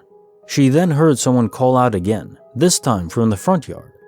She decided not to look out a window this time because she now understood that whatever was out there wasn't good. Mom's not real religious, but she learned from her grandfather to always trust in God. So she began to recite a short prayer. Then she heard the voice again, this time as she showered. She said she felt afraid and noticed that it sounded like a woman's voice. She began to pray again. This next one's the scariest of her experiences, in my opinion. She was lying in bed one afternoon, but she couldn't sleep. She had her eyes closed. Then, suddenly, she felt like something was looming over her. She ignored the feeling and tried to go back to her nap. Then, suddenly, she felt a warm tongue lick all of her cheek. Obviously, at that moment, she was terrified. She opened her eyes and saw a black dog about the height of the bed, standing there and panting. She closed her eyes, cried, and again began to ask God for help. I'm not sure, but I think she said that eventually she didn't feel the dog there anymore, but she still kept crying. Again, my mom has no trouble talking about this, as she always trusted in God, but I don't know all the details to her story. Once I get a chance to ask her more, I'll gladly fill this in. Case file number 405, written by OMC 1596. The glitchiest mac and cheese you've ever had. I consider myself a huge skeptic. I don't even like reading about paranormal stuff because it all just sounds like, well, made up to me. I do like Glitch in the Matrix stories though, because it's mostly just normal days with one weird ass thing happening with no explanation. However, I never thought I'd actually have something to post here, myself. A few nights ago, I was riding the bus to work, reading a memoir of a woman growing up with bipolar disorder. I get to this page where the author is describing a cringy poem she had written in high school to a guy named Mac. The second line was, "Your first syllable is my favorite food." The second I finished that line, a lady in the back of the bus said, "Mac and cheese." She hadn't been talking to anyone the entire time before. I would have noticed. I can't focus when reading if people are talking. I was sitting in the middle of the bus and I used a paper white Kindle, no backlight. There's no way she could have read my page. She did continue talking the rest of the bus ride after that though, to the person next to her. My mind was, and still is, blown. Side story. A guy got on the bus after that trippiness and kept fist bumping me and saying, "Respect, respect," over and over, pointing at my mask. He tried to give me $2 a few times, but I think this one can be explained by drugs, probably. Case file number 406, written by Sad Boy with PTSD. Friend vanishes for a few minutes, and I mean like she never even existed. After being confused for a while, I'm still not convinced that I was dreaming. I have come to terms with the fact that my best friend disappeared for a couple of minutes today, in the morning. Yesterday night, I remember preparing notes for my best friend from which I was supposed to ask her questions to help her prepare for her accountancy test this morning. We finished up the work by 12, wrapped up for the night after talking for a little, and then went off to sleep around an hour later. I was supposed to call her at 6 in the morning to make sure that she was up and going for her practicals. As planned, my alarm rang at 6, and after snoozing it twice, I realized that I had already overslept 20 minutes, and I sprang up in panic. I checked my phone for time, and it was still 6. I assumed that I had a weird dream where I was snoozing, and I was in fact just on time. After recollecting myself, I was all set to call her, but while scrolling through my contacts, I could not find her. I scrolled the second time, and then really rubbed my eyes trying to get rid of the early morning fatigue I was feeling. I opened my eyes wide and searched once again, a little slowly, and nothing. I could not find her. I then switched applications and tried connecting to her on WhatsApp, but still nothing. At this point, I assumed I somehow lost her number and deleted her WhatsApp too, so I went to Instagram to reach her, and the username just didn't exist. All her schedules, pictures, documents were missing from my phone along with her email ID. It felt as if she just didn't exist and never did. Just as I was panicking about not being able to find her, I tried doing several things like messing with the internet and reinstalling applications that didn't work either. After finally giving up and switching off my phone, I found her on Instagram through my laptop. I panickingly switched the phone back on and unexpectedly found her contact back up on WhatsApp. I rang her up to ask her what the hell just happened, only to get yelled at for waking her up this early. I also asked her about practicals after explaining everything to her, and she said she had no such tests coming up. This is messing me up, and we both have no clue as to what happened with me this morning. I still have the notes I prepared with her, but she has no memory of studying this chapter with me recently. Her next upcoming test is psychology, and apparently, she has been studying for it for a week now. I can swear that the accountancy practical was definitely going to be held this very day, and now I feel completely clueless with no explanation. Does anyone have an explanation for this? Case notes, file number 406. You know what could have possibly happened? You had a crossover event. You went to a universe where she wasn't even your friend. This lasted for a couple minutes, and then you switched back to your original universe, but your friend didn't come back. Now, the thing with this is, it would be dependent on if she actually does have the practical exam, she just doesn't remember it. So if you can, you need to confirm with the school to make sure that she didn't actually have the exam. If it was just her memory faulty, then this would fit. If it wasn't, then you actually are finding yourself in a new universe. It's weird because you have the paper. You have the paper with you that you worked on. Unless you physically were holding that as you crossed over, it shouldn't have come with you. Now, if you were holding it, I guess that would make sense. And the other thing is, the crossovers are seamless. You never really know when it's happening. So you couldn't really pinpoint, unless you were noticing a shift in something that changed in your visual periphery, but that's very unlikely, because usually the universes you go to are almost identical, with tiny changes, or sometimes medium changes, like not having the same friend. So yeah, it does seem to be like some sort of server transfer going on, a hiccup in it, where you and your friend both experienced it but not at the same time in perfect sync. Bonus file, written by Gypsy Soul. When my gut feels hinky out in the woods, I trust it. As I'm sure some of you are aware, The hunting season for white-tailed deer is about to start this weekend. I've, 25 female, been spending a decent chunk of time in the stand with my partner, in life and in most ventures generally, because we've discovered that hogs have been rooting up the oats and generally causing havoc and scaring away the deer from the feeder. We've gone out a handful of times in the last 2 weeks, attempting to catch the miscreants at it. So far, no luck. Very frustrating. At any rate, because of the hogs, I've been spending more time in a stand after dark than I ever have in my life. We've been up there from 9 p.m. to 1 a.m., 10 p.m. to 2 a.m., 9 p.m. to 11 p.m., and every other weird time slot you can think of.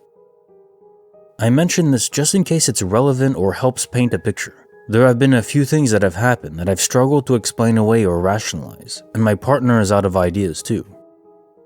The first thing happened about a week and a half or 2 weeks ago. It was around 1 or 2 in the morning, with a decent chunk of moon illuminating the area.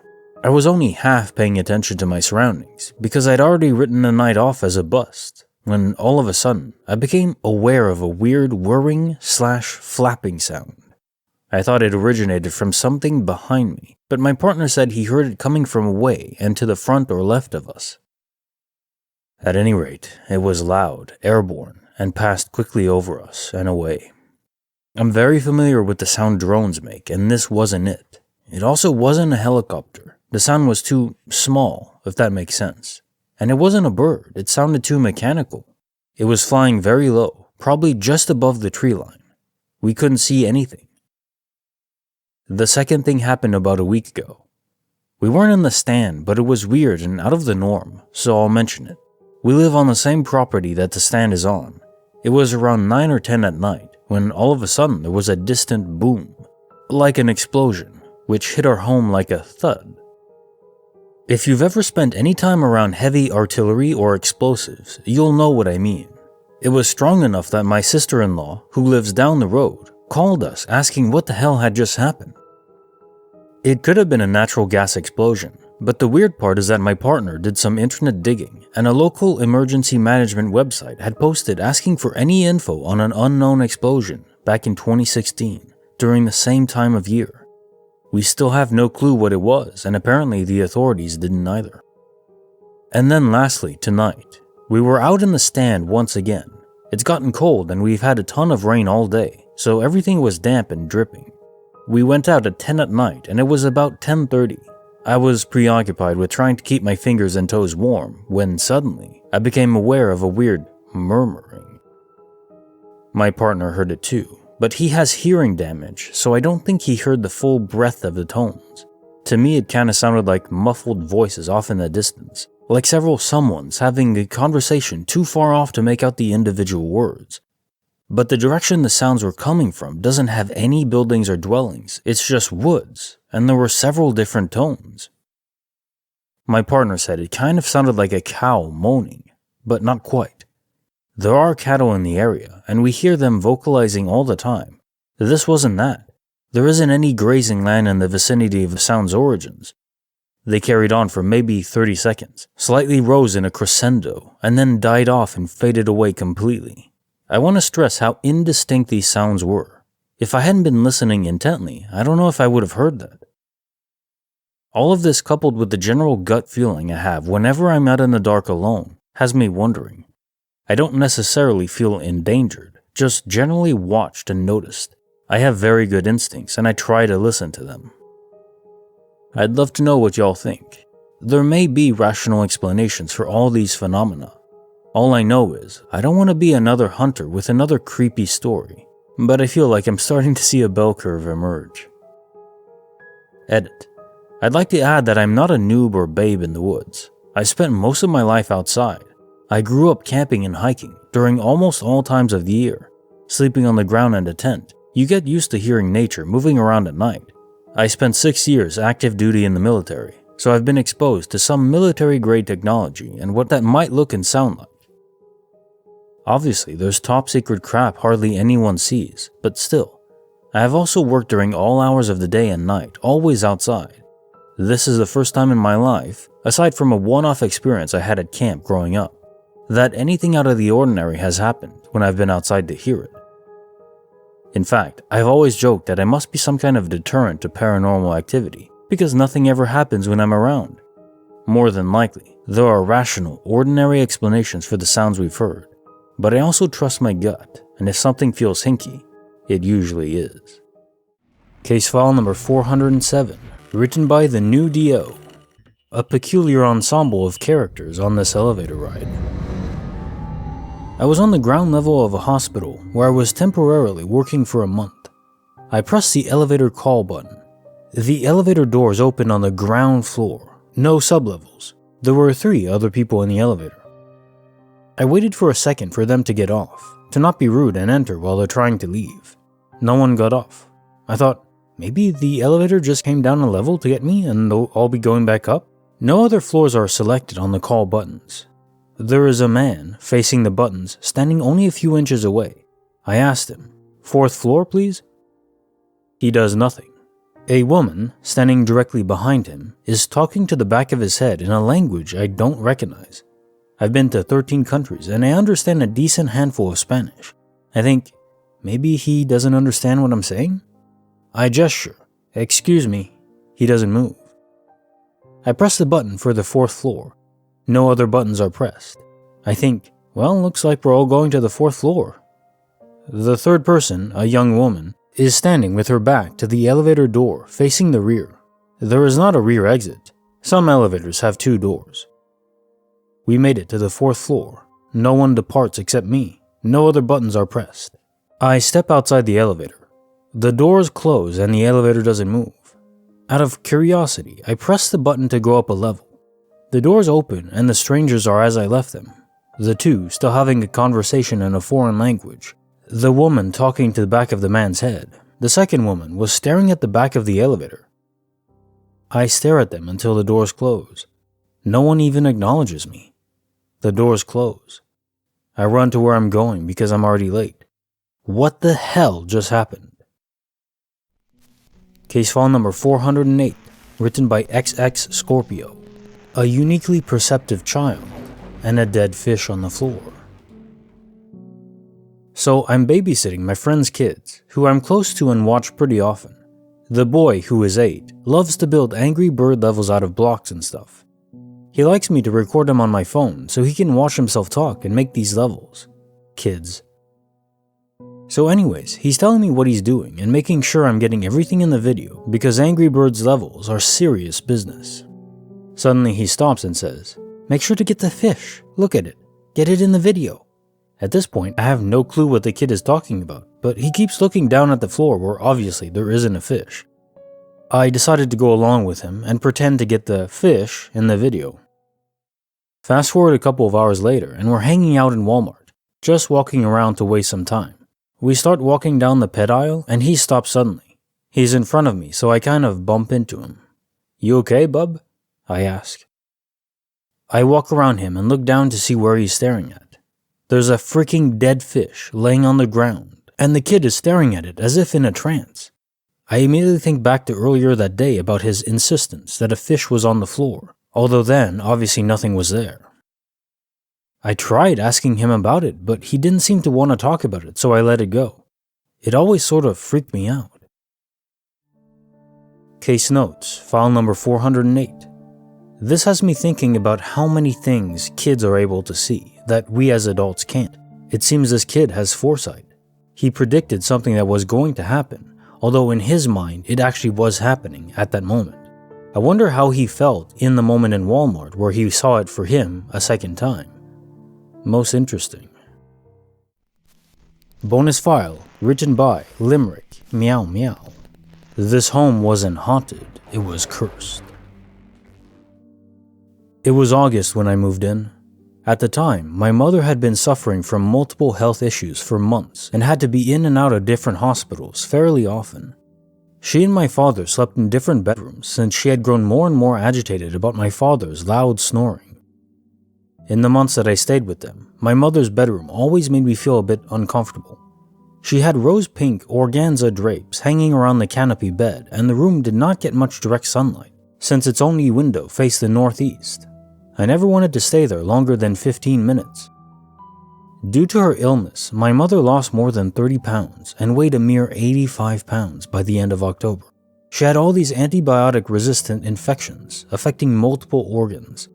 Her doctors were extremely puzzled and couldn't pinpoint what the actual causes were. It was heart-wrenching to see my mother slowly withering into an extremely frail and depressive person. At one point, she even thought that she was dying.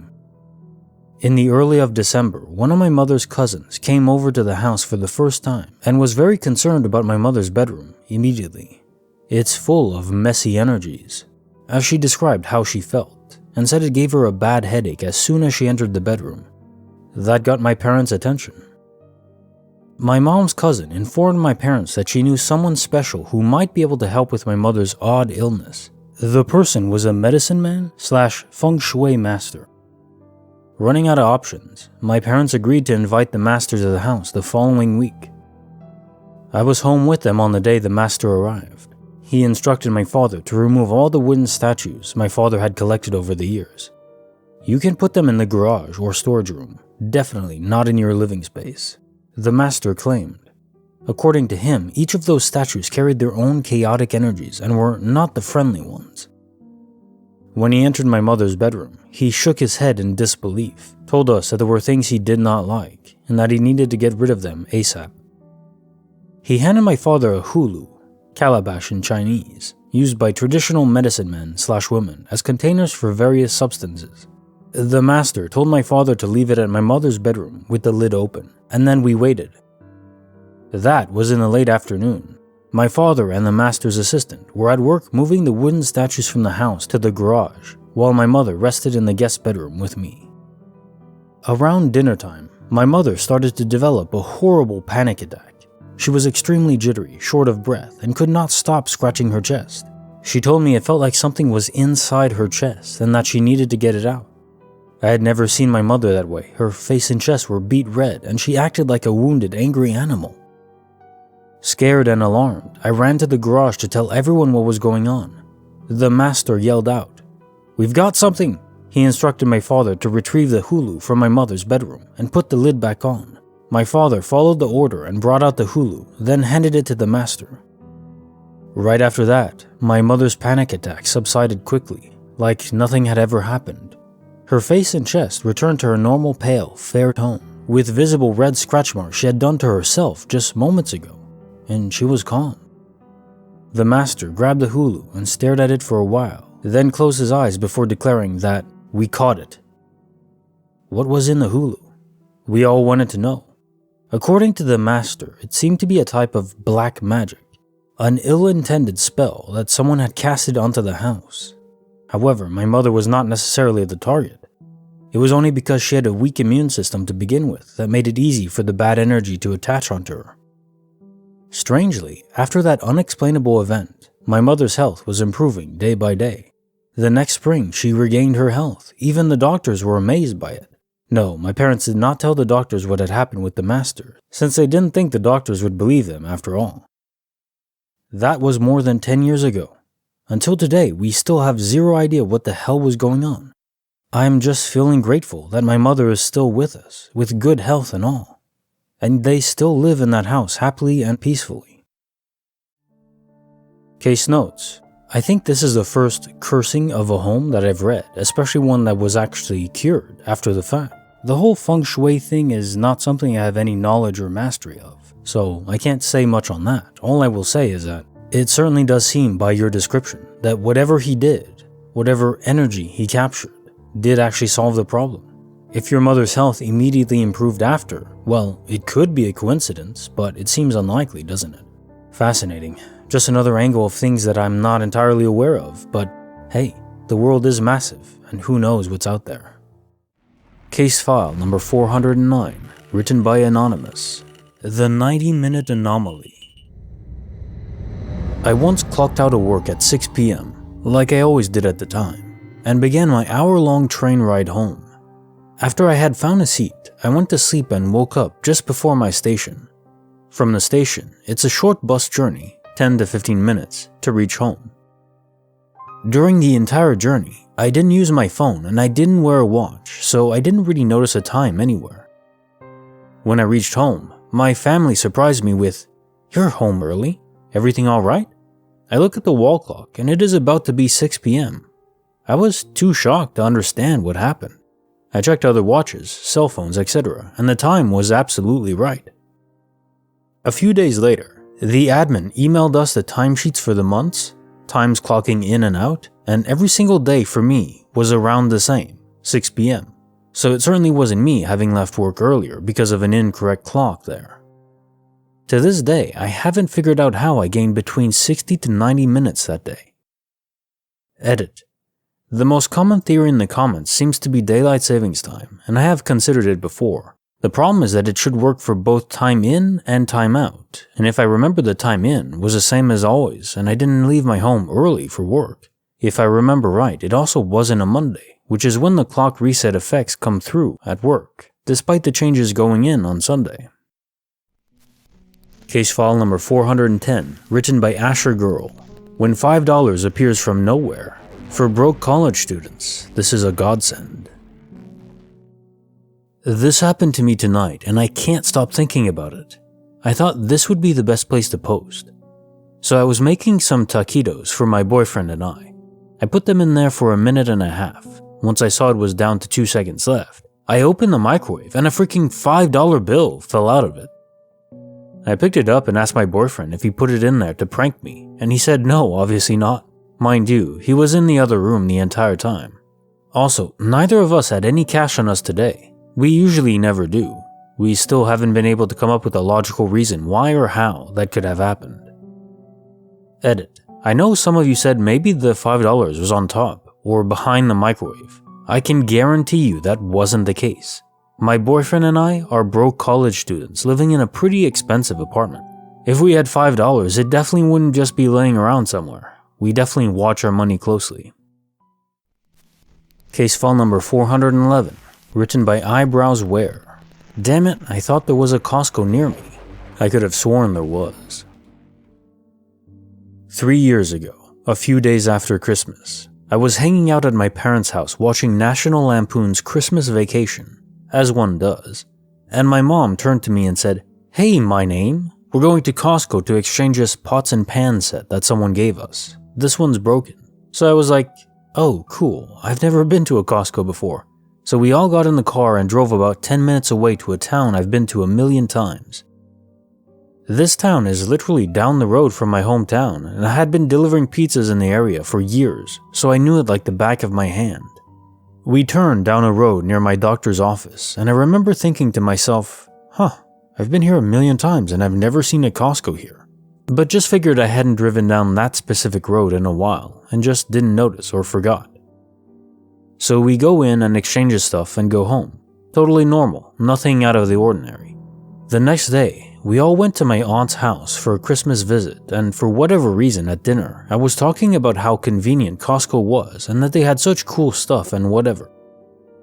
To this day, when I drive past that road we took to get there, I always think to myself, I gotta remember to get a Costco membership. They had cool stuff there. But being a procrastinator, I never have gotten around to it. Fast forward to 4 hours ago.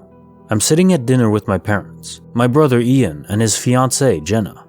My brother is talking about the apartment he and Jenna are about to move into, approximately 30 miles away, so nowhere near our hometown. This is important later. And he says, and the best part is that there's a Costco down the road so we can all get our groceries in bulk.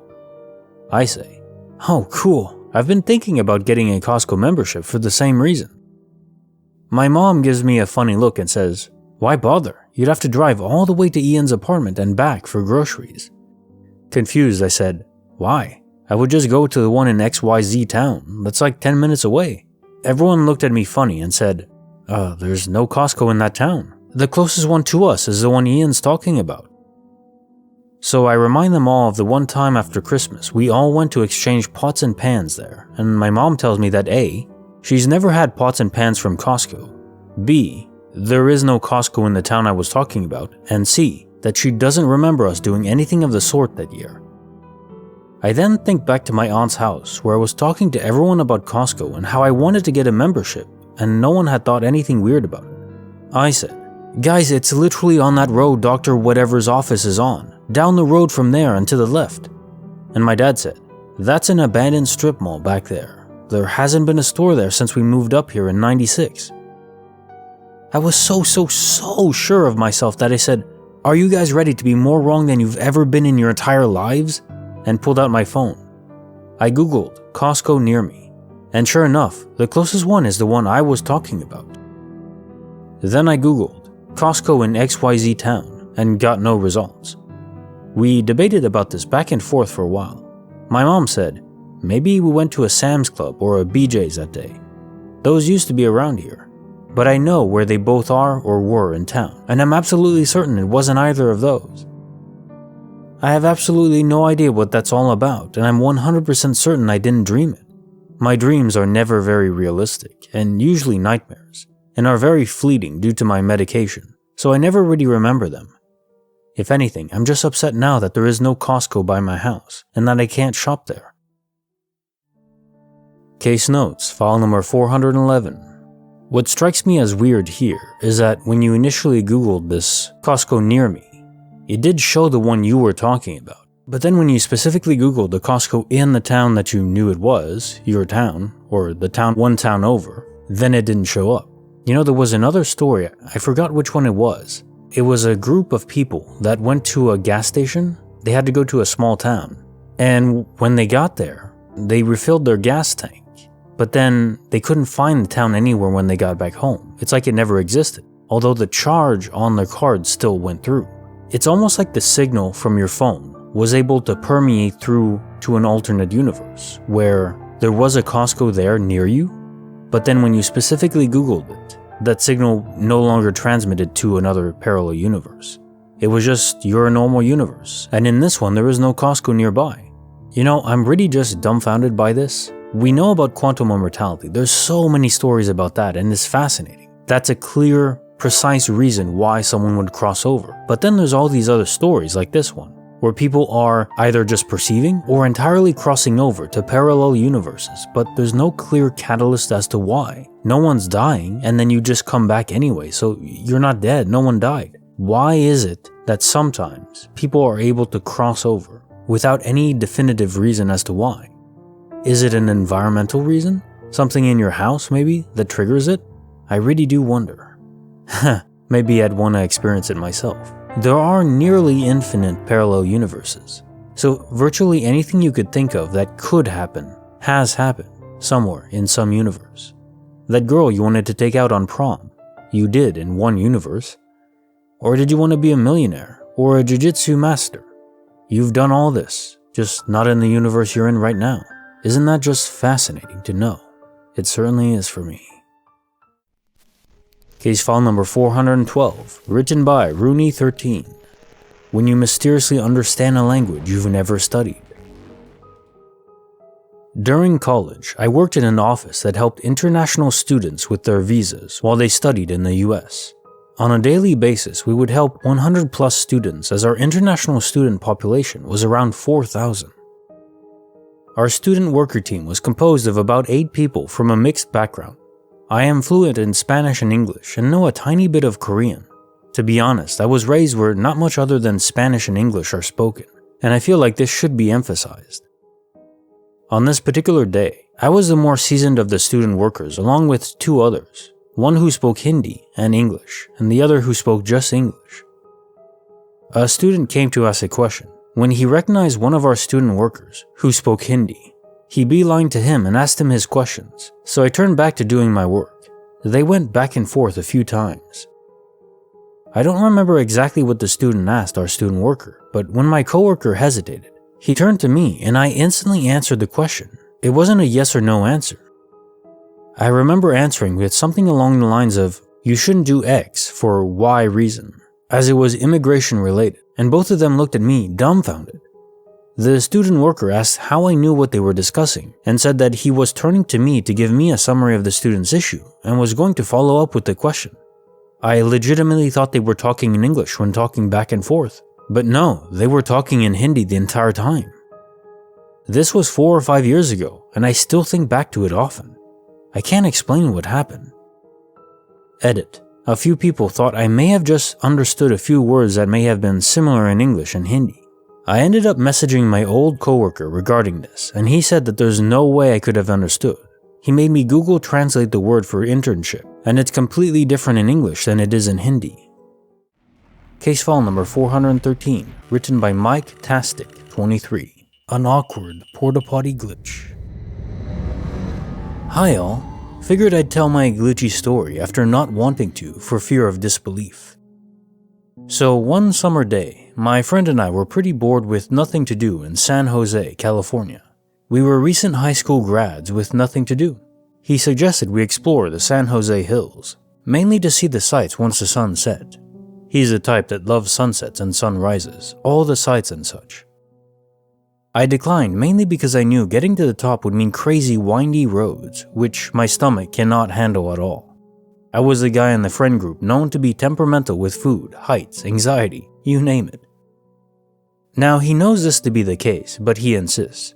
Eventually, he seemingly gives up and instead suggests we pick up some friends, including a girl who had the hots for him at his then job at Nob Hill's Grocers, and he suggested we drive around, maybe grab some food with everyone, etc. So we make our way around San Jose and pick up said girl and 2 other friends. We drove for a while, stopping for some snacks at a random liquor store, and eventually make our way towards the east side of San Jose. At this point, I'm wary about where we are going, and of course, we end up going up a hill. I immediately told my friend to drop me off if we were going to the top of the hill or mountain. He insisted we weren't going far, and that he found a spot where there were little to no windy roads. Something you should know is that this is my best bud, like actual best friends, and we have gone through the ringer together, and he has pushed me to be my better self. Sometimes that means pushing me out of my comfort zone, so I'm assuming he did this for reasons stated. Anyway, we're driving and we proceed to go up this mountain as the sun is setting. We park at a nice scenic stop overlooking a good amount of the city lights. At this point, I'm nauseous, but not enough to cause any issues. However, our group decides they want to go up higher, so long story short, I either stay there in the dark or head up with them. We're reaching the top, but at this point we're making stops every 3 turns because I cannot handle it. I'm about to throw up. Everyone is concerned at this point, and we decide to head back down. Again, we are stopping every once in a while, due to me not wanting to yak in my best bud's newish car. And eventually the worst happens. I get my feared anxiety poop. At this point, I'm battling not crapping my pants and not yakking in the car. Luckily, our latest stop is what looks like a construction site of sorts. Just a simple 2-tractor setup with some caution tape blocking off an area. But I spot a porta potty about 500 feet up a slight incline towards the wooded construction zone area. I hightail it to the porta potty while my friends chill in the car. I'm doing my business. Luckily, there is toilet paper. I hear cars nearby going down the road, but all of a sudden I hear footsteps coming from the opposite area, further into the forest area. I get freaked out, but then I hear the voice of my best friend. He says he's up next and really needs to go too. I tell him to give me a minute and finish up my business.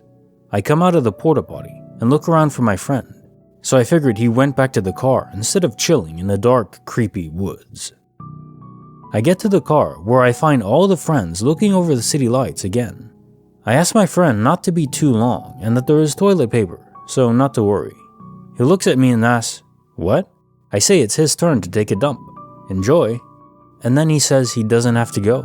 I then ask why then he came all the way up to the porta potty and risked potentially hearing my explosive dumpage. Everyone starts looking at me funny, and I feel a joke coming, but they all looked sort of spooked and had a look in their face like I was the one joking. Then I remember how I heard my friend's footsteps approaching from the woods instead of the street. I tell them exactly what happened, and they all look at me like I'm crazy, and maybe it was due to my anxiety and what felt like a near-death experience going up and down windy roads. I brushed it all off and figured they were just pulling a fast one on me. I felt huge relief as soon as we hit a long, straight stretch of road leading back into the city. We stop at a taco truck, and I grab some carbonated water and gum, which help ease my stomach. I asked them if they were pulling a joke on me, and they all insist they all stayed by the car the whole time I was doing my business. Nothing like this has ever happened to me since. I have no other theories to go off other than a glitch, or my own crazy head playing tricks on me. Anyway, I hope you enjoyed the reading. Case notes, file number 413. So I'm thinking this is probably a doppelganger situation. That's the most likely explanation. For some reason, a lot of doppelganger stories, they seem to involve trickery. Like many doppelgangers are actually tricksters. I imagine sometimes people's doppelgangers are like real people, maybe long-lost twins that they don't even know they're related to, something like that, or just random happenstance where genetic variation can sometimes produce a similar-looking person.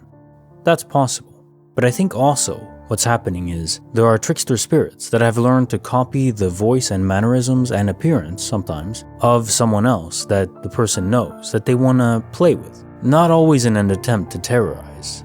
Some of them probably are malicious, and I think that may be induced by insanity, or just how the person was before they died. If they were evil before they died, it stands to reason they would remain that way, even in the echo of death. Bonus file, written by Soviet Onion, 6-6. When even the bunnies are brutalized, you know there's evil afoot. My parents were out of town, and I lived in a small neighborhood in upstate New York. My backyard was half cleared land and half dense woods. There was a small creek that ran behind my house too, so I could see all sorts of animals at night, including turkey, foxes, possums, raccoons, and deer. One night around 1 a.m., I was on the couch in the extended living room part of my home, where 3 of the walls had windows and we had a skylight. This is important because I had a complete view of almost all of my backyard up to the tree's edge, including the moon overhead, which that night was a waning crescent. I heard the sound of a very angry squirrel for about 5 minutes, and I kinda brushed it off because I've heard angry squirrels before. Then I heard the most terrifying screech. It sounded like a goose had just been murdered and was screaming. It scared the crap out of me, and I immediately rushed over to the windows to see if I could see anything. I was worried it might have been a wolf, since my neighbor's cat likes to go wandering outside and usually kills a bunny or two and then leaves them in our front yard. It was pitch black, and my porch light barely illuminated anything but our back porch. I brushed off the noise and went back to bed shortly after. The next morning, I headed over to my neighbor's house, who have hunted before and occasionally would bow hunt too. I asked if they heard that noise last night, and they said yes. They thought it was a deer crying for help. They told me they were going to investigate the woods in a few hours to see what happened. I was reluctant to ask to go with, but I was determined to know what the noise had been. A few hours later, my neighbors and I went into the woods. We didn't have to go far when we saw a dead squirrel, pretty much ripped to pieces. We continued on, figuring that squirrels don't have much meat on them, so the animal probably tried to get as much as it could out of it. We wandered around for about 5 more minutes when we came across 5 dead bunnies, a deer and her fawn, and a dead goose. Now this fact frightened me the most. 3 of the dead bunnies had just their heads missing and the body was intact. The other 2 were ripped to pieces similar to the dead squirrel. I almost gagged at the smell of it all. I didn't dare walk towards the goose or the deer. My neighbor, who had a bow on him, walked towards the mother deer to see she had long claw marks in her torso and her head had been mangled. The fawn, however, had its head missing as well. Now, the weirdest part of all the dead animals was the goose. The goose was fully intact, except that its lungs had been ripped open and all of its inner organs were gone. My neighbor's wife immediately called the police and said that there was a bear roaming the property and was attacking innocent animals. I had my suspicions, but I do not believe that this was a bear. My neighbor, who had the bow, was keeping a clear eye on the surrounding woods like he was watching for something. His wife paid no attention to this and continued to talk to the police. Then it hit me with a feeling of dread and chills. New York gets cold in the morning, but this was summer and the humidity was usually around 90%. The entirety of the woods seemed to be silent as well. We were near the creek and couldn't hear the water flowing either. I could see my neighbor had the same feeling wash over him as he raised his bow and loaded an arrow into it. He told his wife to be quiet and for me to stand back. I could not see anything, but that feeling was still with me. My neighbor, I know, saw something, but refused to tell me what it was since I was 15 and he probably didn't want to scare me. After a few minutes, the feeling of dread was gone, and the sound of something moving through the forest could be heard in the distance. My neighbor lowered his bow and told us we had to leave. We immediately listened, and by the time we got back to the small neighborhood, the town police had arrived. My neighbor explained the story, and the police advised us to stay inside. They later sent a few animal control people to survey the area to try and get the bear away from the neighborhood. They came back empty-handed. I never knew what was out there, but I had done some research and I believe it might have been a Wendigo by the dead animal killings. My neighbors refused to talk to me about it ever again. And my neighbor who had the bow seemed very cautious after that. If anybody has any insight on this, please say something. This happened a few years ago, and I now live in a different state. I haven't told anybody this story because I thought I was overthinking, which I do a lot. Overanalyzing is kind of my thing. I do not have contact with this neighbor anymore either. For anyone wondering, my neighbor had moved to this bigger piece of land because he had hoped to bow hunt on his own property so he could stand up in the trees. As far as I know, New York State deemed that it was still a form of hunting, and later the town police told him he couldn't do that anymore. Case file number 414, written by Irident Elephant, to be terrorized with lights. I was just about to go to sleep at around 2 a.m. just now, before I realized that there were these bluish circles of light flying around, projecting on my window. They weren't too bright, but they still managed to paint light blue circles of refracted light on my adjacent bedroom wall. After staring at them for some time, I noticed they moved in somewhat of a pattern. They appear off on my window, moving across from edge to edge. I don't know if they're being caused by an outdoor disco ball light thing, because when I finally gathered the courage to start moving, they stopped, and looking outside the window, I didn't see a single neighbor either besides our house or across the street using one, or anything for that matter. When I went back to my bed, they started again. I tried about 3 more times to check outside, but every goddamn time I got up to go check, they'd just stop. What the hell could possibly have been happening? No one can see me through my blinds, so there would be no way to know when I'm standing up or in my bed. I'm not even sure if it's anything supernatural, but I'm dead curious as to what those lights are. One of them just got brighter, like very bright. They came back tonight, and when I sprang to the windows to catch anything outside, I noticed a greenish-bluish light coming from the backyard across the street. It's a pretty large street. I don't know what it is exactly, but it didn't seem to be shining lights at anyone else's window but mine. I'm scared. The lights are just zooming around my window like someone's playing with a high-beam flashlight or something. But I can't imagine my neighbors that I don't even know could sit down and spend hours continuously doing that. Why would they? For what end? Has something similar happened to anyone else?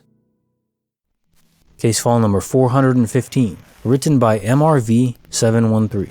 My dad didn't want to go to church so badly, he created a glitch in the Matrix. This night has always stuck with me very vividly and remains unexplained in my mind. I just found this forum a month or so back and it seems like this may fit. A couple years back, when I lived with my parents, I came home for a few to pick up my sister, who also lived in the apartment upstairs. A quick explanation of the driveway, as it adds to some detail.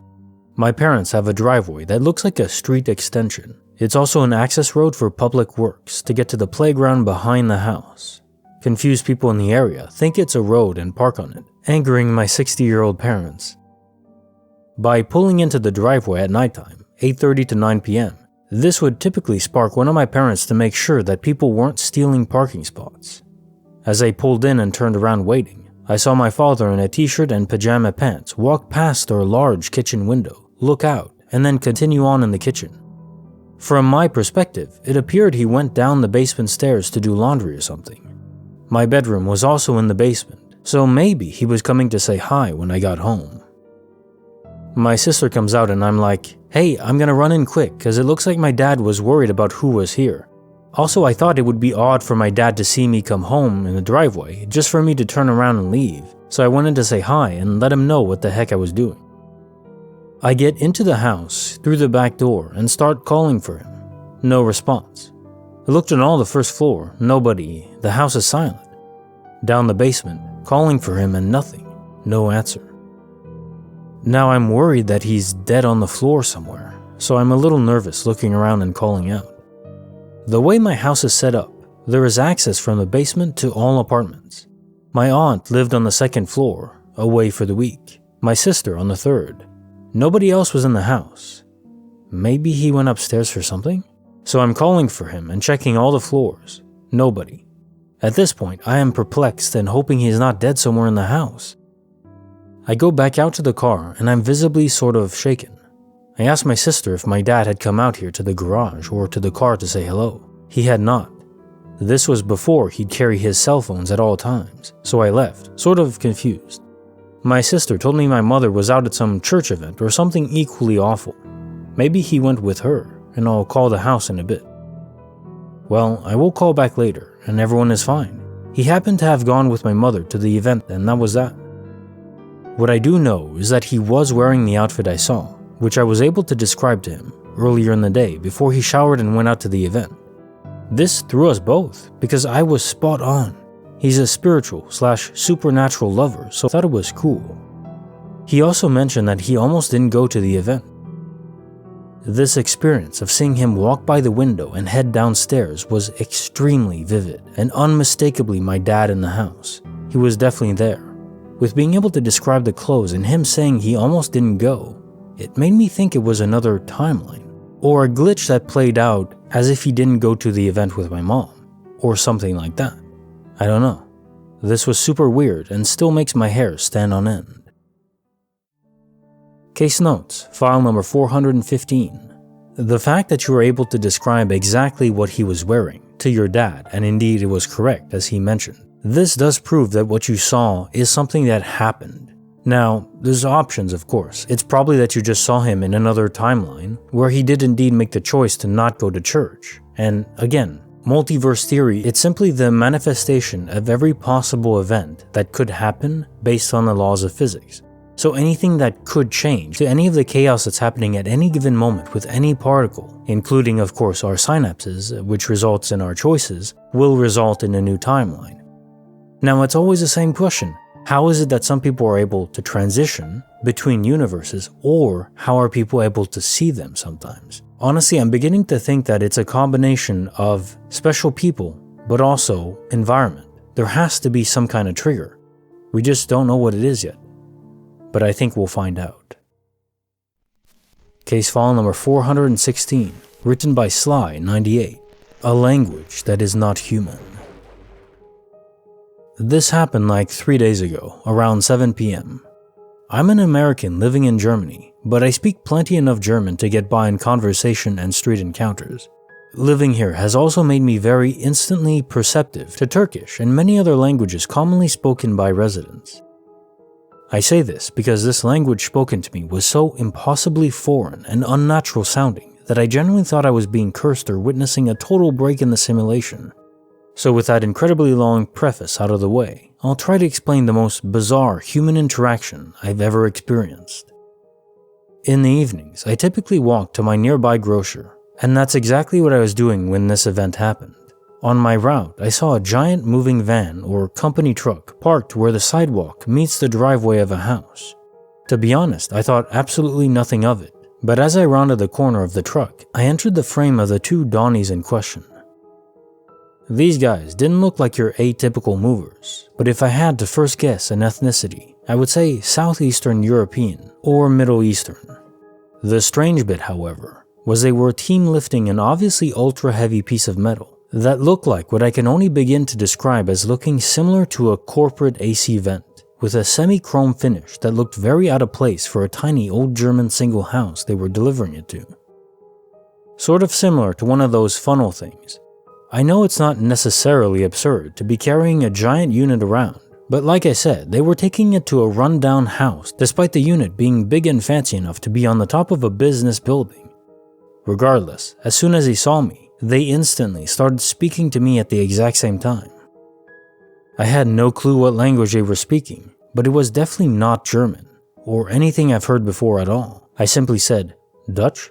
English?" At no point in my asking did either of them ever stop speaking or seem to acknowledge my question, but when I finished asking, they began walking backwards with a piece of metal towards the house while continuing to drone at me. The strangeness of the situation kind of caught up with me at this point, so naturally I just started walking the hell away and peeked behind myself the entire rest of the way to the store.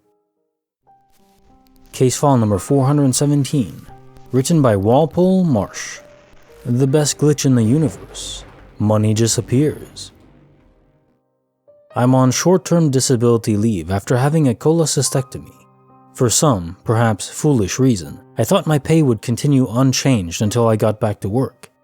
A couple days ago, however, I learned that I'm only receiving 70% of my normal pay.